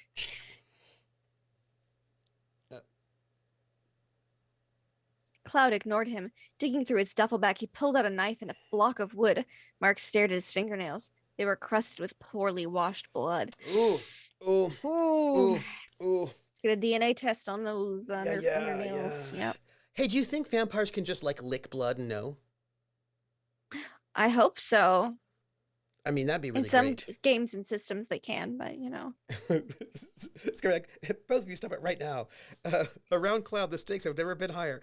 Also, I really appreciate everything that's happening in chat. I like how Cloud's like, I'm just gonna whittle myself a steak right here and now. Like he was just never made beforehand. He was just like, oh shit, it's a good thing I keep this block of wood and a knife with me at all times.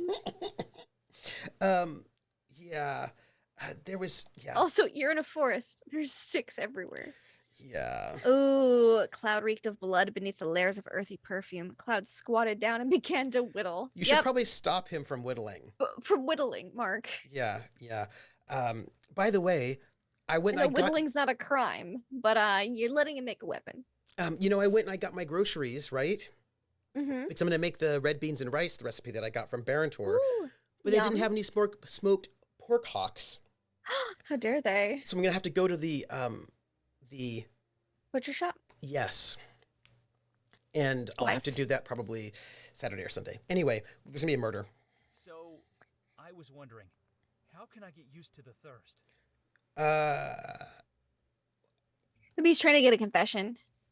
Maybe, yeah, I suppose. But while this is happening, Cloud's he's whittling a steak. Yeah. Yeah. To try to murder you, Mark. Yeah.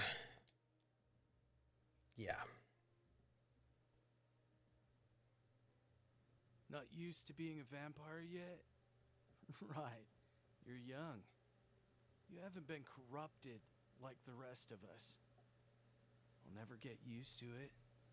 I always thought everything is a part of the life cycle. But we're not natural, are we? This is not a conversation to be having right now, I feel like. While he's whittling. Yeah.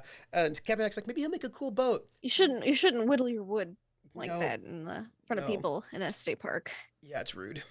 Take from the earth. Rarely go back into it.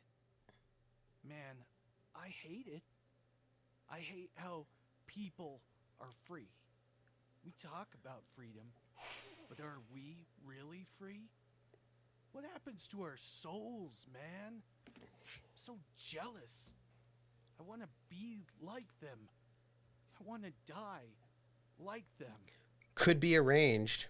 Yeah, it's about to be. I have a feeling. Yeah. Is that why you killed those 3 in the alleyway today? Whoa, I didn't do anything. Oh man, you're jumping to conclusions. I knew you weren't here to hang out. I mean, he didn't deny it. Yeah. So here's the thing, Mark. I want you to notice that.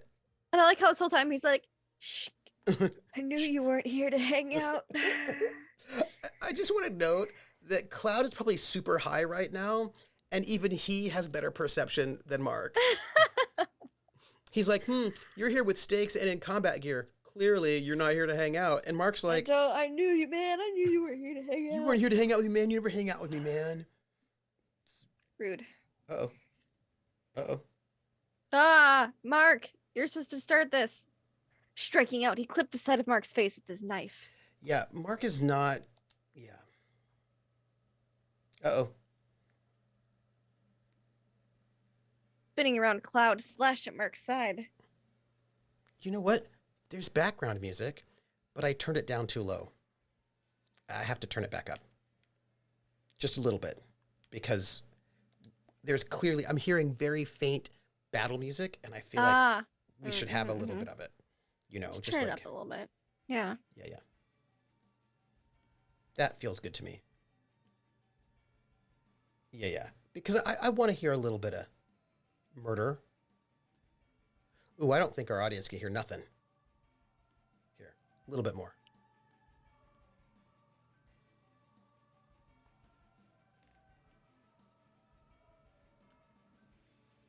I feel like they're getting a little bit, right? A little bit? Not a lot's going through. Let me turn up a little bit more. Here we go. Yeah, just barely hear it. I'm going to just turn it up a little bit more. There. And then I'll just turn it up a little bit over here.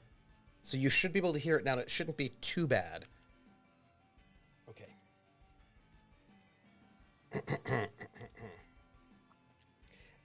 Since this is just a traditional VN, combat would be like, A, combat starts. Do you choose A, win, or 2, lose? Okay, so I feel like you should be... I'm seeing some... Yeah, for someone who just was like, man, I wish I would die, you're being awfully aggressive. Yeah. Mark hit the knife from Cloud's hand. It flew to the air before sliding into a pile of leaves.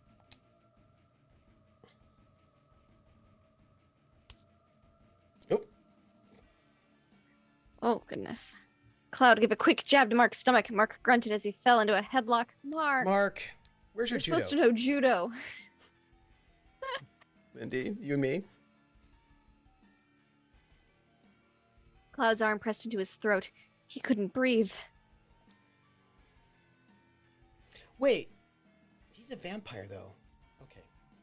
His vision started to blur. Is this where Charlie comes in? Falling into a roll, Mark took Cloud with him. Finally, the judo kicks in. Right? Cloud gasped in surprise as he landed on his back. Mark stomped on his throat. He pressed down. Krellin notes that judo doesn't work when you're wearing a steak bandolier. I think that's probably true. Also, I worry about the breathing part, but... Did you have any pity for them? The families those people left behind? Do you think of any of us? You brought hunters to Colorado. None of us are safe. We'll have to leave. Mm-hmm. No, that's obvious he wasn't thinking. Mark, why do you have to ask the obvious questions? Barely able to speak, Cloud sputtered. We'd be free. We could finally die. You don't get to make those choices for other people, though. You know? Yeah. Don't make that decision for us. I want to live. Damn it! Hey, Mark. Why are you like? Well, we're killing more than his vibe, Scabby Snack. Yeah. Tears streamed both down Cloud's and Mark's faces. By the code I enforce, I execute judgment for the reckless and unremorseful killing of human beings. Oh! Oh, yeah. As he staked him, Cloud trembled and died. Okay.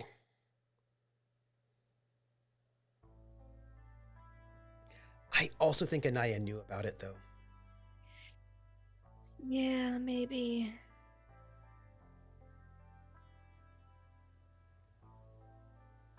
Mark sobbed. He didn't want to be an executor. Mark! It's the whole job. Yeah. Trained for. He thought he'd be disarming arguments or helping find lost vampires, not ending lives. He knew what he had to do, but why is it so hard? It's because you're young, Mark. I have a question. Yeah? It's just, I just am curious. So when he was training with Mickelson to stab and murder people, how does that tie into the disarming arguments and finding lost vampires part? Mm-hmm. Because I did not see them doing a lot of training for finding lost vampires or I did not either. disarming arguments. I saw a lot of... He was rather surprised, actually, when he was able to meet Cloud the first time. He's like, oh, we can help people? Wow. Yeah, and we also, don't just murder them? Wow. He's not very good at that. Yeah, go ahead. Go ahead. He would have to call Anaya, the leader of the culture of love, and tell her that justice had been enforced. He knew the culture of love would never treat him the same again. They'd probably keep him at arm's length. Well, that's your job, though. You know what I mean? It is. It is, Mark.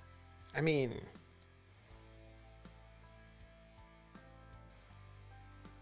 All the vampires would, just as they had done with Professor Mickelson before. He would essentially be alone, with only the few society vampires remaining. You knew this going into this, Mark. Not a surprise. Are you collapsing on the floor? Mark.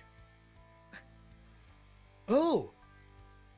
We got the normal end one. Oh! We finished! What? With 5 minutes to spare! What? Okay, well, hold on. We've got to press the button and see what happens. Note, everyone, we got normal end one. And we unlocked the achievement Enforcer's Route. Ooh. Thank you for reading our story. Oh, please rate the game and tell your friends. These actions help indie games succeed. Oh, I should go and do that. Where did I got this on Steam, so I can rate it in Steam. I will do that. Oh, hey, before we do anything, we should just look at our extras. Yes. DSP's like, Mark did seem like a normie. Well... Yeah, we have to let the game creator know we didn't die. I'm gonna have to go and message the game creator. And we got normal end one. So that's the team. So nice. Produced and written by Judith B. Shields. Sprite, CG, and animation cells by Agate. Guest Agate. Ree Alice is our GUI artist. Background artist Rachel Marks. Project lead background videos and CG animations Judith B. Shields. Developers. Yoru Uta, Ayel, Johan W. Scripting is Ryokusha. We've got some translations into Chinese, Korean, and Spanish. We've got a bunch of voice actors. Nice. We have a bunch of voice actors. Oh, I love how Charlie is anonymous. Oh. Spicy. Wait. Let me see. Mm-hmm. Extras. Hold on. Where's my chart? Oh, anonymous. Nice. We didn't even have any kind of relationship with Johnny. Interesting. Some extras. Nope. Music by Peter Kovich. Ryan Cockrum, Jordan Series. Axeld, DL Sounds. Darren Curtis. Nice. Metal guitar stuff. Nice. Nice. Okay, cool. That's a lot of different musician people. A bunch of sound effects. By different folks. Exciting. Look, it's important to look at the credits. Lots of sound effects there. Nice. Bunch of screams and slappings. A werehorse. A horseware. Special thanks to Kona. Made with Renpy. Love it. Nice. Very nice. Yeah. And then before, we should just see if we have any of these. I don't think we do, but... Oh, no, we do, actually. We unlocked some CGs. Oh. Nice. Wait. What's this one? It's locked. Oh, that's when he got That's when he got turned. Yeah, that's when he got turned. Yeah. But we've got some locked ones. Yeah, we do, because those are different endings. I looked it up. Apparently, there's 33 different endings. Really? Mm-hmm. Wow. And we got normal one. Apparently, let's see, 19 through 33 are dead ends. 19 through 33. Oh, what is this? Charlie waited in the car. Oh, I know what this is. Yeah. I see what this is. Wait. No, we're fine. Here. I can't. It's fine. There's 1 best end, 2 good ends, 2 hunter ends, 4 normal ends, 5 bad ends, and 4 bloodlust ends. Hold on a second. If you don't mind, I'm going to take us to the chat screen by hand since my stream deck is not working. Sorry. I will tell you what. Stream deck is Misbehaving. yeah, but it's also like a thing, right? In the sense that I have gotten used to it. Like I've gotten used to having it because it is very convenient. Because I have multi-action things, so I can press one button, it like changes a bunch of stuff, turns things on and off, and so I can, so not having it is a little bit awkward. If I were just going from one scene to the next, it would not be that bad, but I do complicated things, and I'm going to have to see if I can fix it. Okay, so wait. So no Jinju ending, so I will not be playing this game. Fair. I understand. This guy next says, all the art was great, but I particularly like some of those backgrounds. Some of the backgrounds are great. Like, I love this background in the I know, forest. yes. I think it's so nice. Okay, which ending did we get? Did we get a good one? Did we get a great one? We got normal ending. Oh, wait. So sorry. Hold on. Wait. Go ahead. You were saying? We got normal ending 1. Yeah, but is that like a good one or give me the breakdown again? There is 1 best ending, 2 good endings, 2 hunter endings, 4 normal endings, 5 bad endings, 4 bloodlust endings, and 13 dead ends. And that means we die. Probably. Yeah. So we didn't die. So I wonder what all the other endings are like. Would you like some of the titles of said endings? Yeah, give me titles. So best end is called Life is a Blessing. The 2 good ends is Human is the Way to Be, and go to number 2 is A Human Again. The 2 hunter endings are Hunting Justice and A Lone Hunter. The normal endings are The Enforcer's Path. That's the one we got. Yeah. Reborn, The Enforcer and His Apprentice, or Twins' Revenge. Interesting. The bad endings are Forever Alone, Becoming a Progenitor, Never Free, Enslaved, and Food for the Strong. Ooh. That sounds bad. The bloodlust endings are Executed by the Enforcer. Okay. A President's Obligation. Ooh. Killer of Vampire Kind. And Frenzy. Okay. Oh, you want to hear all the dead ends? Yes, please. Another dead student on campus. The Skull's Revenge. Bear Food. Losing his Tyro. No Match Against the Man of God. Blood Too Young. Cotton Trap. Burned Alive Variation A. Burned Alive Variation B. Be Free Mark. Rise of the House of Skulls Variation A. Rise of the House of Skulls Variation B. A Hunter's Duty. We Protect Humanity. And Murderer. Wow. Hey, Lightning Invoker. So it feels like what's considered a good ending is become human again. I guess so. But I feel like Mark's feeling pretty good about being a vampire. I'm like, he's going to get over this, like, having to kill... He's just in a little bit of melancholy right now. He'll get over it. He'll get over it. I think he'll be fine. And also, he'll make friends. Because here's the thing. Vampires want to be friends with the Enforcer. He has forever. Yeah. He has forever. He'll be fine. He'll find someone and make them an apprentice, and then he won't be alone. Yeah, just in a super sketch way. It's fine. And he'll find out answers he was looking for. He'll be fine. Yeah, it's not going to worry about it. Yeah. I mean, that monk, as long as that priest is alive, too, he can always be like, hey, I wanted to talk. Yeah. I wonder what would have happened if we'd picked the House of Skulls as the people who we thought did it. Looks like some dead ends, maybe. I don't know. Oh. He'll outlive so many pets. Bear Food sounds like hernias and hypothermia ending. Yeah, that does sound like the Long Dark. It does. Yeah, and I think Progenitor maybe turned the kid into a vampire. So that was super interesting, and I want to know about all the different endings. Yep. That's what I want to know about. Oh my goodness. So this is like time, and it is. We finished it. We did. That's amazing. We finished it. I'll have to go leave a positive review.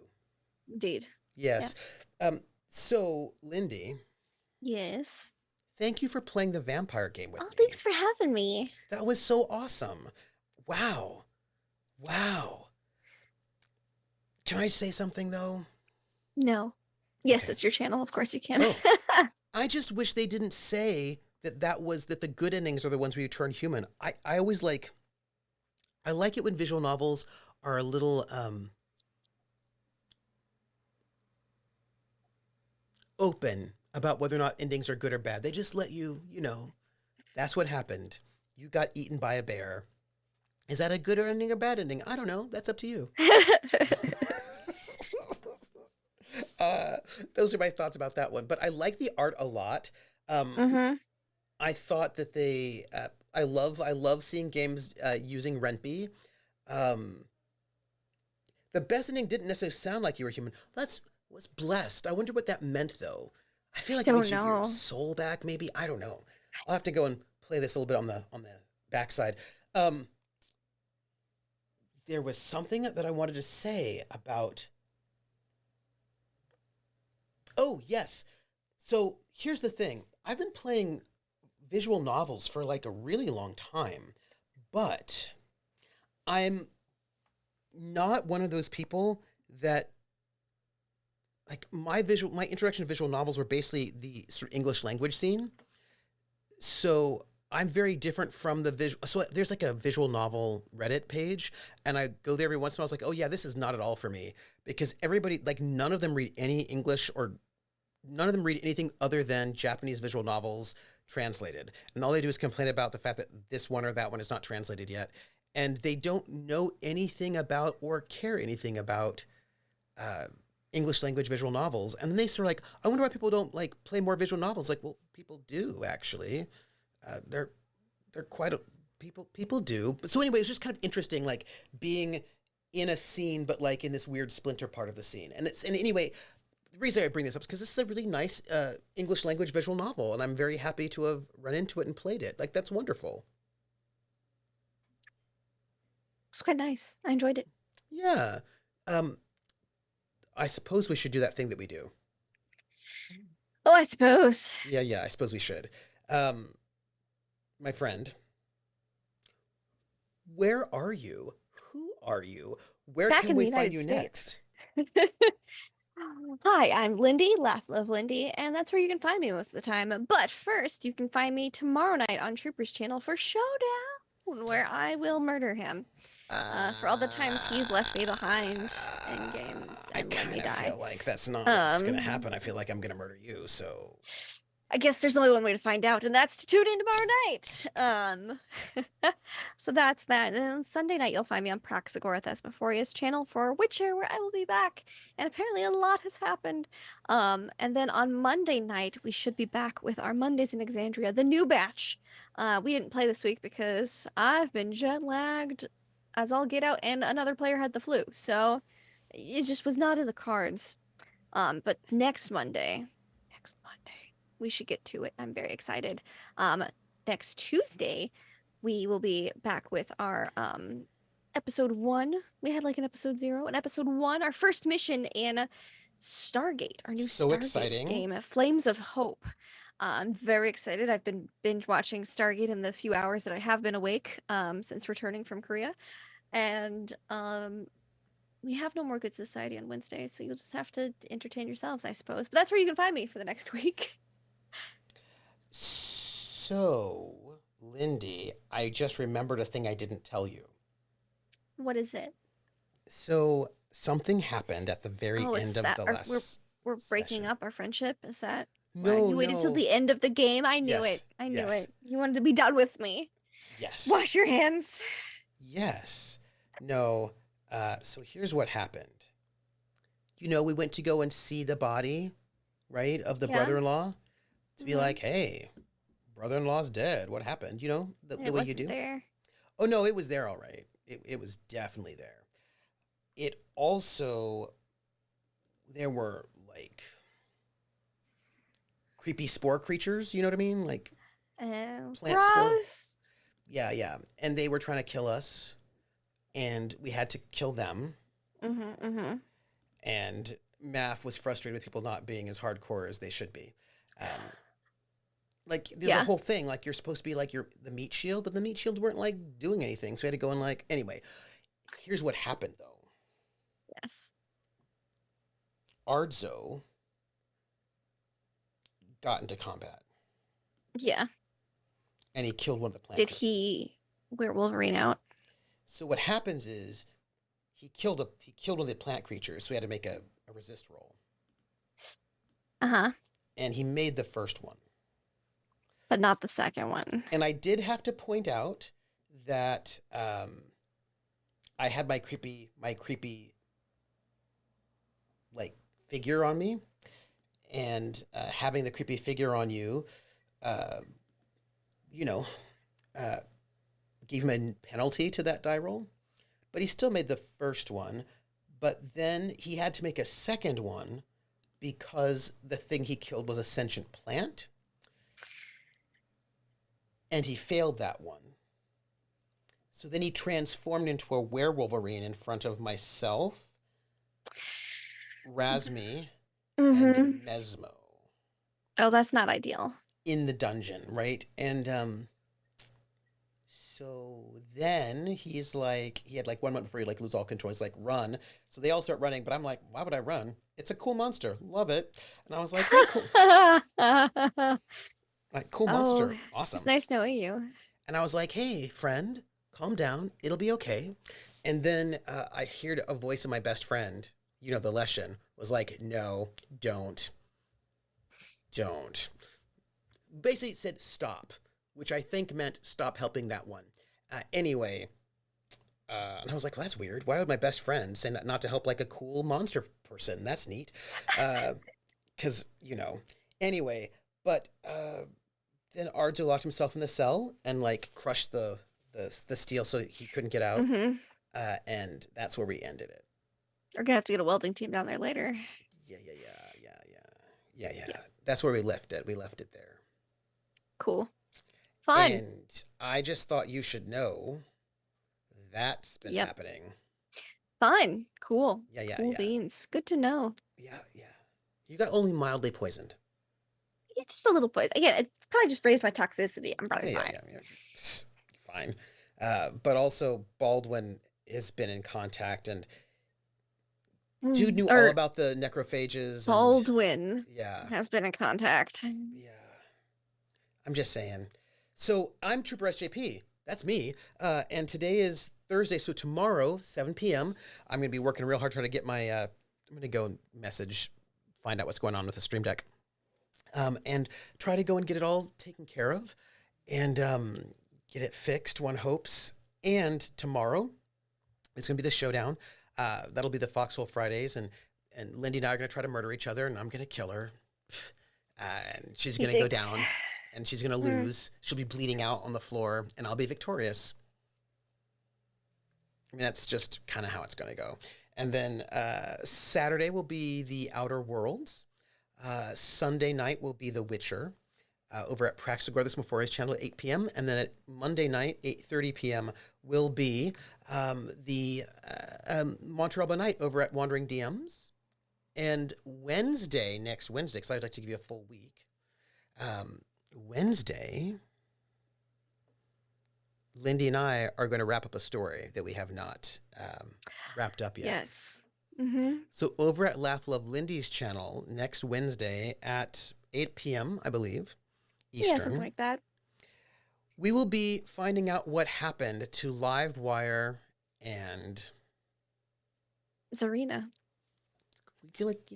Because if you remember from Aether's Walkway, they were a couple that had everything going for them until someone faked their death. And that caused a bit of a strain in their relationship. Apparently faking your death is... It's not that there weren't strains in the relationship beforehand. It was kind of the straw that broke the camel's back. Yeah. Now, granted, it was a big straw. It was more like a log. But yeah. There was a lot. Because if you watched Breaking the Ice, which the VODs will be on YouTube this weekend, then you will see that there were some things going on in there as well, maybe. Yeah. They were happy, but there was some drains. And so we did a thing where we did Breaking the Ice, which was a 2-player RPG about people going on 3 dates. And that was like how they met. And whether or not they'll get together. And whether they'll get together. And they did. How compatible they were. And they were very compatible. Yes, a lot of heat. And then we're now doing the one about after some kind of terrible break happens, will you be able to put the pieces back together? And we're going to find out what happens to our 2 PCs. And we're going to find out next Wednesday. Yeah, that's us. So I'm glad you remembered to say that. I remembered. Thank you. I was like, remembered. Wednesday, there's no more Good Society. But there we is. do have that. I remembered that earlier today. I just forgot about it, So when it came time for this. That's fair. Well, is there anybody we can raid? Oh, I should also say, by the way, I will be in my Discord. If you've not joined the Discord, please do, because in my Discord, we have a channel for a live chat channel where we will chat about, we'll be live watching Critical Role, and we'll be chatting about it in the chat so we can see what's up. And you can hang out there and be in our live chat, so you do not have to be in a chat that has 50,000 people in it, which kind of goes by really fast. You know what I mean? Like that's a lot. So that said, we're going to go and raid Gen Con TV. They're doing some board games, and I thought that'd be kind of fun and nice. So give them some... well, I feel like being there for an hour is still a pretty good amount of time for raiding. I feel like that's still a pretty good time, raid-wise. So that's our raid command, and we're going to go and give some Gen Con TV some love. And maybe not everyone watches Critical Role, so there's that too. That's true. Mm-hmm. And so we will catch you all on the flip side. Go eat, be free, have joy and love, and we will see you around. Give some love to the Gen Con TV, who is produced by Marcus. Mm-hmm. Best kind of worst. So give love. Bye, everybody. Oh, I've got to do this by hand. What is this? By hand? Oh. Back to the... Okay. By hand. Oh, yeah, okay. Oh, here. no. They have ovals. What are...